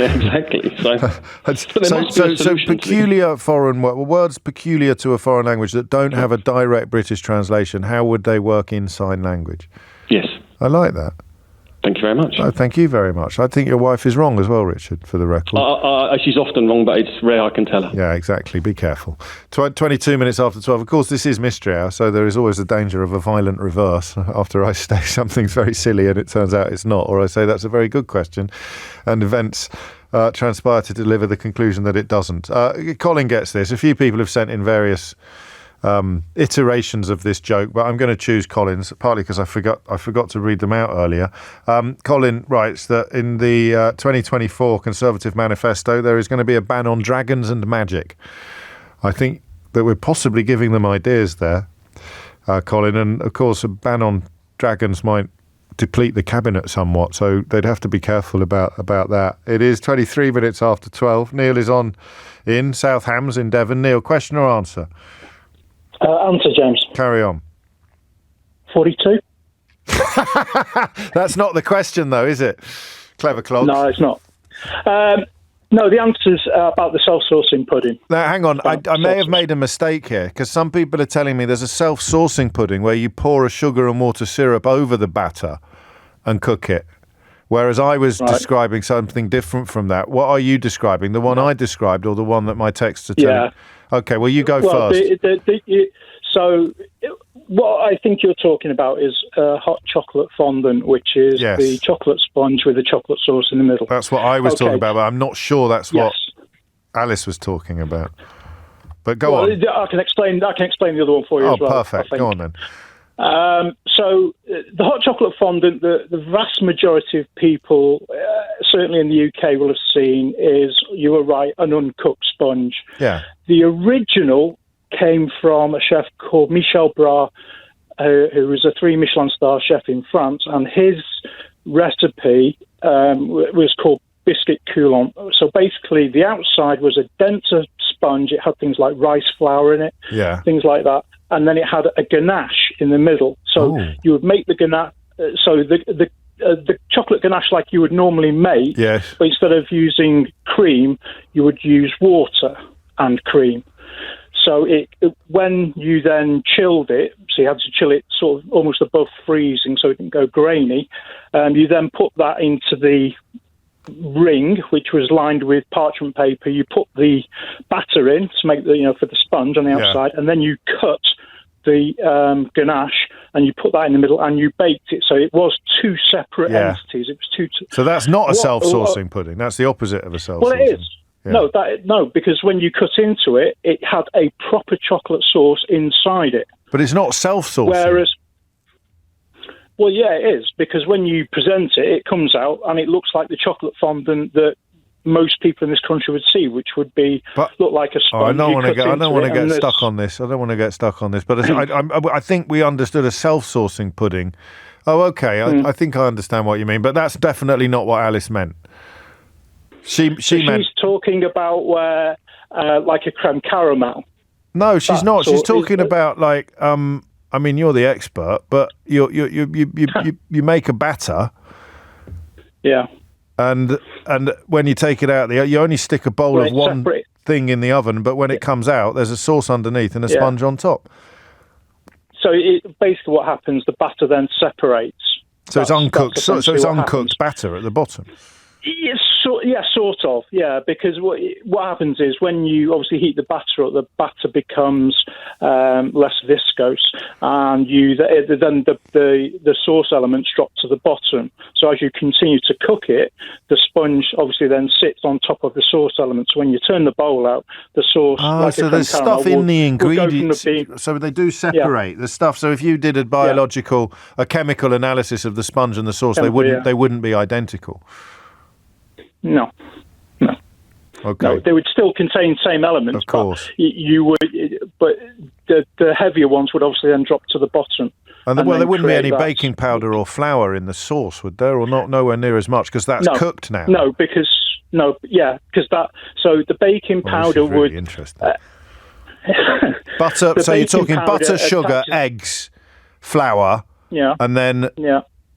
Carbonated soda and baking powder, or a combination of both, and then your flavour, whether it's chocolate or lemon or whatever it is. Yeah. Yes. Caramel. Yes. Yeah. Got it. Now, what the other one is where you make a batter and you put a sort of syrup on the top of it before you put it in the oven. Have you heard it? It would be the same principle, actually, wouldn't it? Actually. It would just, all it would happen would be, so if you're putting it on the top, and then in the bowl, when you turn the bowl out, the sauce is then at the bottom of the bowl. So when you turn it out, it then sauces over the top, like the creme caramel we talked about earlier, where, the caramel. Because if you make a creme caramel, this would be the similar sort of thing. When you actually make the creme caramel, you pour hot caramel into the ramekin. Yes. And it's hard. It's rock hard. That's right. So then when you cook it and you turn it out, it then has the caramel sauce, but you've not effectively done anything to it other than cook it in a bain-marie in the oven. So, it's the same principle. So all you're doing is you are cooking it in the oven. It's the sauce elements. Yeah, except that the sauce hasn't gone through the custard, has it? No, because in the way that it has on a self-saucing pudding. Yeah, so in the creme caramel, the caramel's on the bottom, yeah, and then you pour your custard mix on the top, bake it in the bain-marie. Yeah. The caramel only, so it then taints what is the bottom. Yes. When the custard sets. I don't know that this is helpful to the self-saucing question bit. It's great to know. I don't think it's the same at all. Well, your self-saucing pudding... Because the caramel would have to pass all the way through the self-saucing pudding. I mean, the mystery is, how come it's so dry at the top and wet at the bottom? And the answer is, well, it rose up, dried out, and the wet bit stayed at the bottom. Yeah. Yeah. There you go. And even if you pour a syrup over the top of it after you've put it in the oven, the same thing is happening. It's rising up, and the syrup is falling through the sponge, through the developing sponge. When it heats. Through the developing sponge. So as you, if you ever do this with your kids, like cook, cupcakes or whatever, put a frozen cherry on top of the cupcake mix, and then put it in the oven, and you will see the frozen cherry drop, because when you heat up, before the sponge mix solidifies and aerates, it goes liquid. It can get a chance to fall through it. That's essentially what happens with your syrup. Yeah, even though it sits on the top at the start, by the time it is cooking, it changes physically and it falls through. Qualifications? 27 years as a Michelin-starred... 27 years in Michelin-starred kitchens, and now an award-winning web designer. That'll do nice. Well, that's an interesting career change, but it's earned you a round of applause, Neil. Well played, mate. Thank you very much. Thank you very much. Talk all day about pudding. I mean, creme caramel is a really nice thing to make, but my goodness me, the egg yolks and cream and sugar, that is like... that is some serious cooking when you're making that, some serious cholesterol. My dad used to call it, you have a fry-up sometimes, he'd call it a heart attack on a plate. And when you make creme caramel, or even the late Gary Rhodes had some amazing recipes. He made a bread and butter pudding. He had a recipe for a bread and butter pudding where the custard was basically creme caramel custard. I don't know whether that's normal or not. It's the only one I've ever made. But my goodness me, it made your teeth itch. Amelia Cox is here now with your headlines. James O'Brien on LBC. James O'Brien on LBC. I think we might have. Alice in Northwich is pleased. She's texted me. She's happy with the answer. I think we've opened a box of frogs there. I really do. Box of frogs? I think we've opened a Pandora's box of frogs. I don't know on the self-saucing pudding. Neil definitely deserved his round of applause, but judging by my inbox, there are many other directions in which we could have gone. Questions still in need of answers include, when you're dehydrated and you glug some water, where does it go first? Which part of you gets rehydrated first? Don't say your mouth, obviously, but as in the rehydration process, once you've swallowed it. Don't say your tummy. You know what I mean, all right? So, okay. Why do we derive pleasure from looking at beautiful things? Oh, that reminds me, you can enjoy the show on YouTube now. I don't know whether you were aware of this, but you can see the whole show on YouTube with sort of interruptions and I think even advertisement breaks removed. So that is something you could watch later while pondering the question of why you derive such enormous internal pleasure, such emotional joy from just literally watching beautiful things. Try it with the sound off. See what happens. That would be my in fact, now that I'm talking about it, for anyone who is watching on YouTube, I'm now looking for the first time this week down the barrel of the camera. I hope that wasn't too frightening for you. Wheel hubs. John's question in Islington. Motoring. Already getting quite a lot of criticism for it not being a very good question, but, John is a stalwart of the show. Why do the wheel hubs on the front wheels of big vehicles poke out while on the back wheels they poke in? And so, this was a good question from Portugal. In British Sign Language, how do you sign a word that is unique and peculiar to a foreign language, i.e. a word that doesn't translate? Like saudade in Portuguese or philoxenia in Greek. Kevin's in Gillingham. Kevin, question or answer? It's a question. Carry on. Why can't I get a hangover? Are you serious? Yep. How hard have you tried?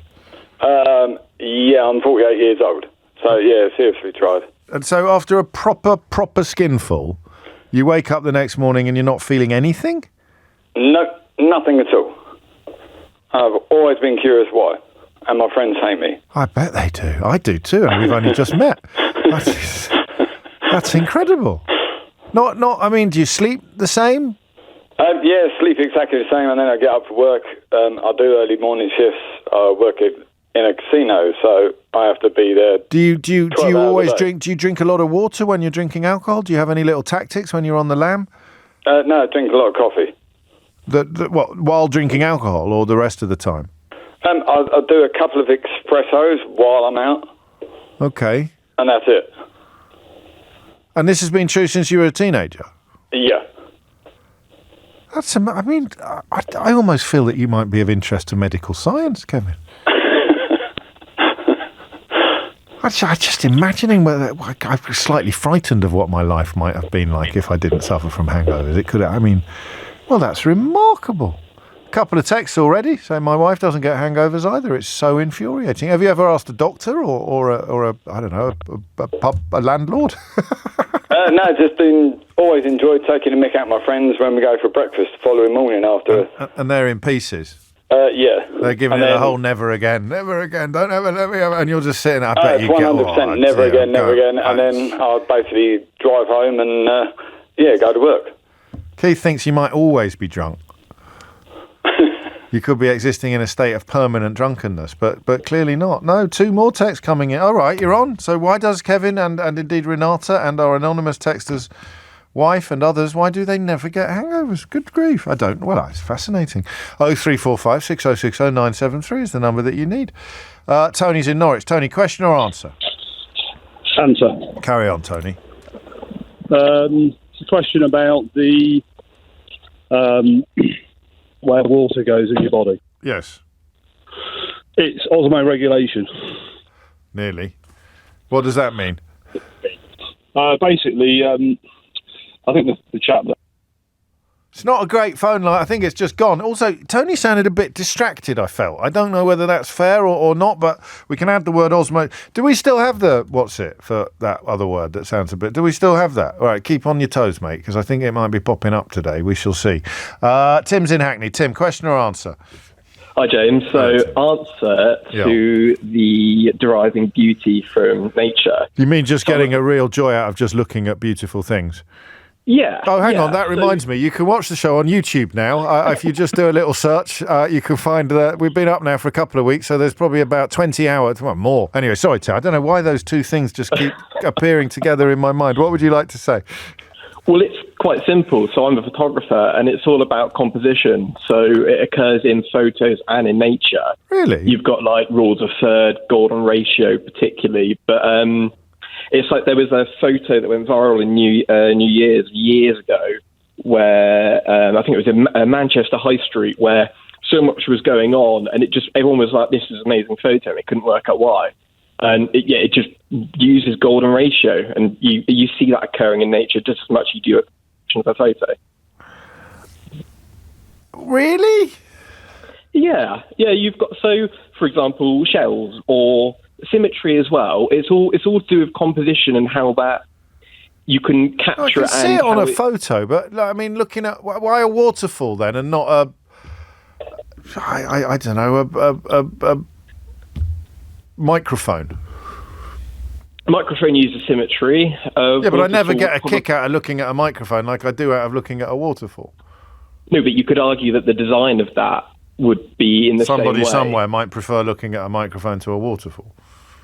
Well, what's the evolutionary advantage?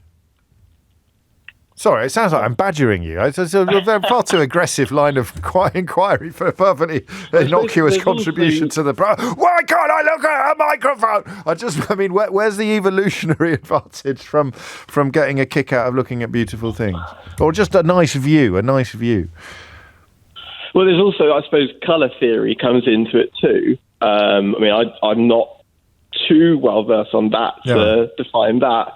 But in terms of composition, I feel like that's... I don't think it is. I think you're barking up the wrong waterfall. I don't, because taking a beautiful picture is very different from getting because you could take a beautiful picture of a microphone, but nobody is ever going to stop in their tracks as they walk past this studio and go, oh, look at that microphone. But they are with a waterfall. does that not depend on the type of microphone, though? No. Because you've got the old sort of vintage 60s microphones compared to a modern day one. Mate, come on. Possibly. But it still uses the basic sort of symmetry in its design. I don't think. I mean, what about like a picture of a sky? A lovely picture of a sky, or you're standing on a beach looking at horizon, or a tree. Horizon, a beautiful example, tree. I like bridges, a crane. I like looking at cranes, but that's possibly closer to microphones. Crane. If you've got a crane, you've got the actual arm up. Again, that would still use the golden ratio. But you stop saying golden ratio. Where is the evolutionary advantage in getting a kick out of looking at things? That was the real question. Yeah. But it still occurs in nature for it to still. I don't know. But why? Why have we evolved to enjoy views? Is the question. Not necessarily why do we like views, but why have we evolved to enjoy views? Are they not the same answer though? I don't think so, but I'm not 100% confident. So I'm going to give you half a round of applause. All right. Cheers. What happened then? We just ran away with you, didn't it? Unbelievable. Tim, you got more than you deserve there, but I won't demand that you return it. Luke is in Cardiff. Luke, question or answer? It's an answer. Carry on. Lovely. So I'll take us off where the last guy left off with osmoregulation. Osmoregulation. Careful, Keith. Carry on. There we go. So where your body senses a drop in water, so most of your water is held inside your cells. Yeah. As they use up water, they draw water from outside the cells, which is just in tissues. Yeah. And then your body senses a drop in blood pressure. So as you sense a drop in blood pressure, your body will stimulate certain hormones, which will drive thirst and so on, and stimulate your kidneys to retain more water. And you want to drink them because you're getting thirsty. And your body doesn't really prioritize water anywhere but in your blood and in your tissues. So as you drink, it's absorbed through your large intestine and then later in your smaller intestine, fills up your it's distributed around your body. And is are there different forms of dehydration then? If you've had a skimful the night before, or if you've just run a marathon, then you'll have dehydration in different parts of your body, perhaps? Not necessarily. It's mainly in your cells. Right. But it's mostly it's yeah. But I meant the cells in different parts of your body, or not? Am I being a bit thick?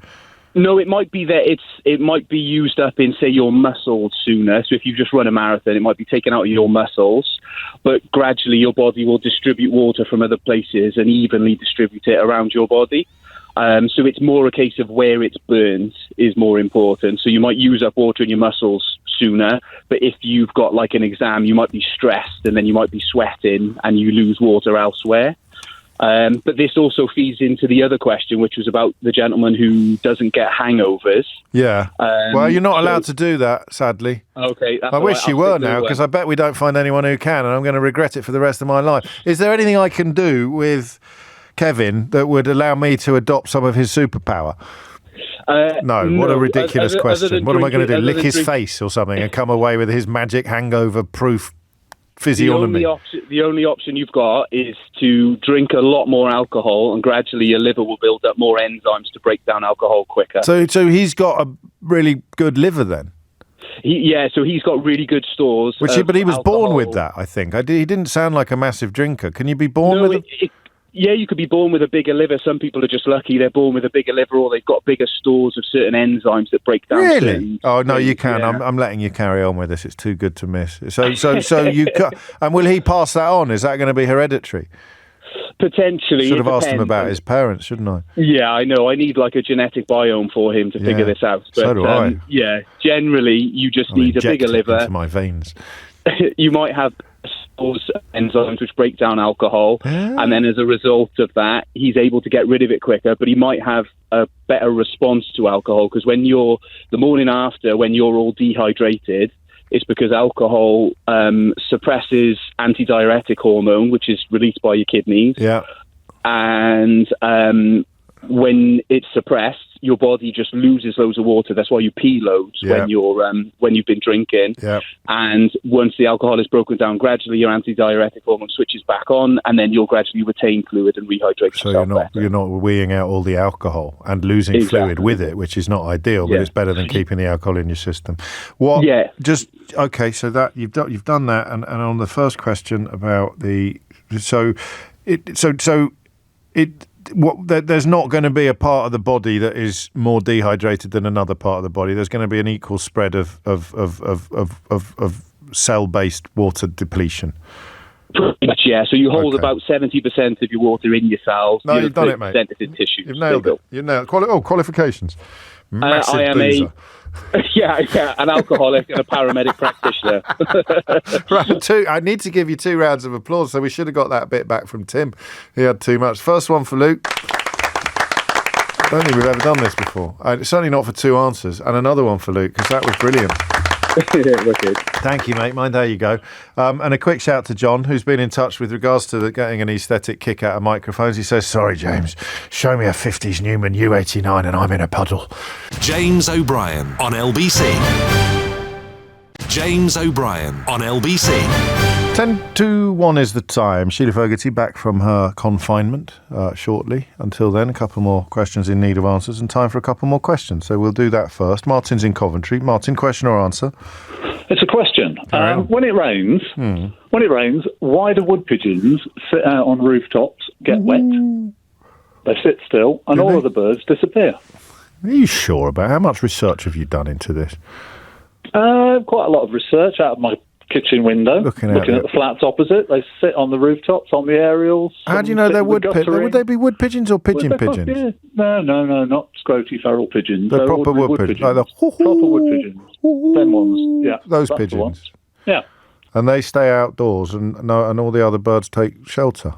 They seem to sit still on aerials, chimneys, rooftops. I say, the gutters over the road from me, and they just sit there in the rain. I think they go when it gets torrential rain, but if it's drizzle, light rain, they just sit there when everything else just disappears. You see everything else scoot off and disappear into the trees, and they just sit there. Well, I never. That's it. That's it. You're on the list. I hope we get an answer. Well, wood pigeons. I wonder, do they get hangovers? Do they get hangovers? That's the big mystery of the day. I'm getting bombarded now. My dad and brother never get hangovers. That's got to hurt. That's got to hurt, hasn't it? I mean, not only because you might end up questioning your paternity. 12:52 is the time. Paul's in Gatwick. Paul, question or answer? I've got an answer for you, James. Let's go. HCV one. Oh, yeah. Right. The reason they appear different, on the front, you have the steer axle that just has a single wheel. All the other wheels, they're doubled up. Right. So to get 2 wheels on the same axle, one wheel goes on the right way first way, and then the second wheel, the one you look at, is turned 180 degrees, almost face to face, goes on backwards. Hence why the wheel nuts appear deeper inside, and it looks different. So it's so to they're allow the same 2 wheels to go wheels on the same wheel. The same. Yeah, they're all the same wheels all around the vehicle. The front ones are the steer ones, and they're bolted on. The hub, as you see, the face of the wheel, slightly offset. It allows all the gubbins underneath the brake calipers and what have you to fit inside the wheel. Imagine taking that wheel off and then reversing it. And putting it back on again. So if you've got 2 wheels at the back, the inner wheel is the same, is sighted the same. Goes on the same way as the front the second wheel. The one you can see goes on backwards. So they're bump to bump. They're bump to bump then, as it were. That's it. You've got it. Qualifications? HCV driver. 2 for 2. Round of applause for Paul. Lovely work, mate. That's not a bad question then in the end, was it, Paul? Given that we don't really I know you don't like motoring I don't. questions, but I was driving and... I don't mind motoring answers, Paul. So I don't want you to feel judged. It's the motoring questions I don't like. So John, frankly, was chancing his arm a bit there, but I won't lie, I'm glad he did. That was actually quite interesting. Thank you very much, Paul. Drive carefully, please. 12:54 is the time. Sean's in Ulster. Hi there, James. Hi, Sean. Question or answer? Ulster. Right, Warwickshire. first time. Carry on. An answer, please. And can I say, an absolute honour to speak to you. Let's not get carried away. It's an absolute honour to speak to you too. What have we got? Thank you. It's an answer, James, about the BSL question, which I thought was a cracker. Yes.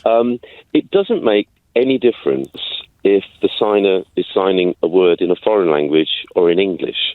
because BSL is in itself its own language. It is a foreign language, effectively. Right. And BSL doesn't work on the premise of translating word for word. Yes. It's all about the meaning. So there will either be a way of conveying what is conveyed by words like saudade and philoxenia in British Sign Language, or there won't. Yes, exactly. But as long as the signer knows what that word means, they can get the meaning across. And you used a wonderful example before, Schadenfreude. Yes, and I was having a giggle to myself about that, because in BSL, what you do is point away from yourself to an imaginary person, and show them with a miserable face. Yeah, and then you point to yourself and show yourself, and you say, but point to yourself. And you give yourself a smiley face. Oh, that's hilarious. Yeah. So, do you know what I just did? Go on. I just did it. I forgot I was on the radio. Well, obviously you can enjoy this programme on YouTube now, which reminds me, we haven't answered the question yet properly about why we derive such pleasure out of looking at beautiful things. I don't know why those two things keep popping up together in my mind. But I did literally just do the sign for Schadenfreude. Well, not really. It's pathetic. I've been on the radio for 20 years and I just forgot that no one can see me most of the time. What are your qualifications, Sean? I got a degree in French, and I happen to be married to a wonderful woman called Sally, who's been a qualified sign language interpreter for many, many years. That's perfect qualifications then. Absolutely beautiful. Round of applause. Pleasure. Thank you, James. Oh, thank you. So I genuinely did that. Do you know Sheila's in the studio now? Welcome back. Nice to see you looking so well. My confinement. Your confinement is like complete. I should bring a baby like in a Jane with me. Austen heroine. Do you know how to say Schadenfreude in British Sign Language? Oh, no, I don't know. Shall I show you? Yes, please. Okay. So I'm enjoying your misfortune here. So you're but it could be just a random person. You go like this. That's good. It's great, isn't it? Yeah, no one can see us. No, I know. Yeah. James is in Bayswater. James, question or answer? I've got an answer for you, James. I know that voice. I know those mellifluous tones I would recognise anywhere. It is the... I'd like to think it's not that distinctive. It is pretty distinctive, James, as you well know. James Wong, botanist and all-round good bloke. What have you got? I can't sneak up on you. Well, the answer is about why we find certain views of the natural world instinctively attractive. Yes. And the answer is we don't find all views of the natural world instinctively attractive. We don't like, a ditch filled with cow mess and flies and, potential malaria. Exactly. We find very specific views exciting. And that's because we're genetically programmed to find the environments that are most suitable for our species. And it's the environment you see in pretty much any picturesque painting. The theory is called prospect and refuge. Wow. So there's always prospect, so there's always an open space, usually an open plain where we could find prey. Yeah. Or if it isn't animal food we'd be looking after, it'd be plant food. So universally we find flowers attractive. And the reason why we get excited about flowers is because they're the location of future fruit. So if you find flowers incredibly beautiful, you're likely, when you're wandering around on a plain, to remember where that was and go back to that location.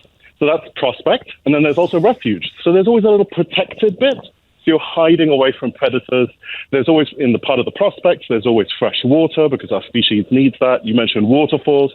Fresh running water is always preferable to stagnant water. Oh, of course. It's the basis of every painting you've ever seen of a natural landscape, every garden design. It's hardwired into our DNA. Oh, man, that's one of my favourite answers of all time. That is a thing of beauty. Remind us of your qualifications, please, James. So I am an ethnobotanist, and what we do is we are anthropologists that study how people use plants. I mean, we've had a pretty special mystery out today, so we may as well go all in. I think, James, you get one of these. I'm Ray Liotta, and you're listening to James O'Brien on LBC. If you I'm framing it, and I'm sending it to my mum. Thank you, James.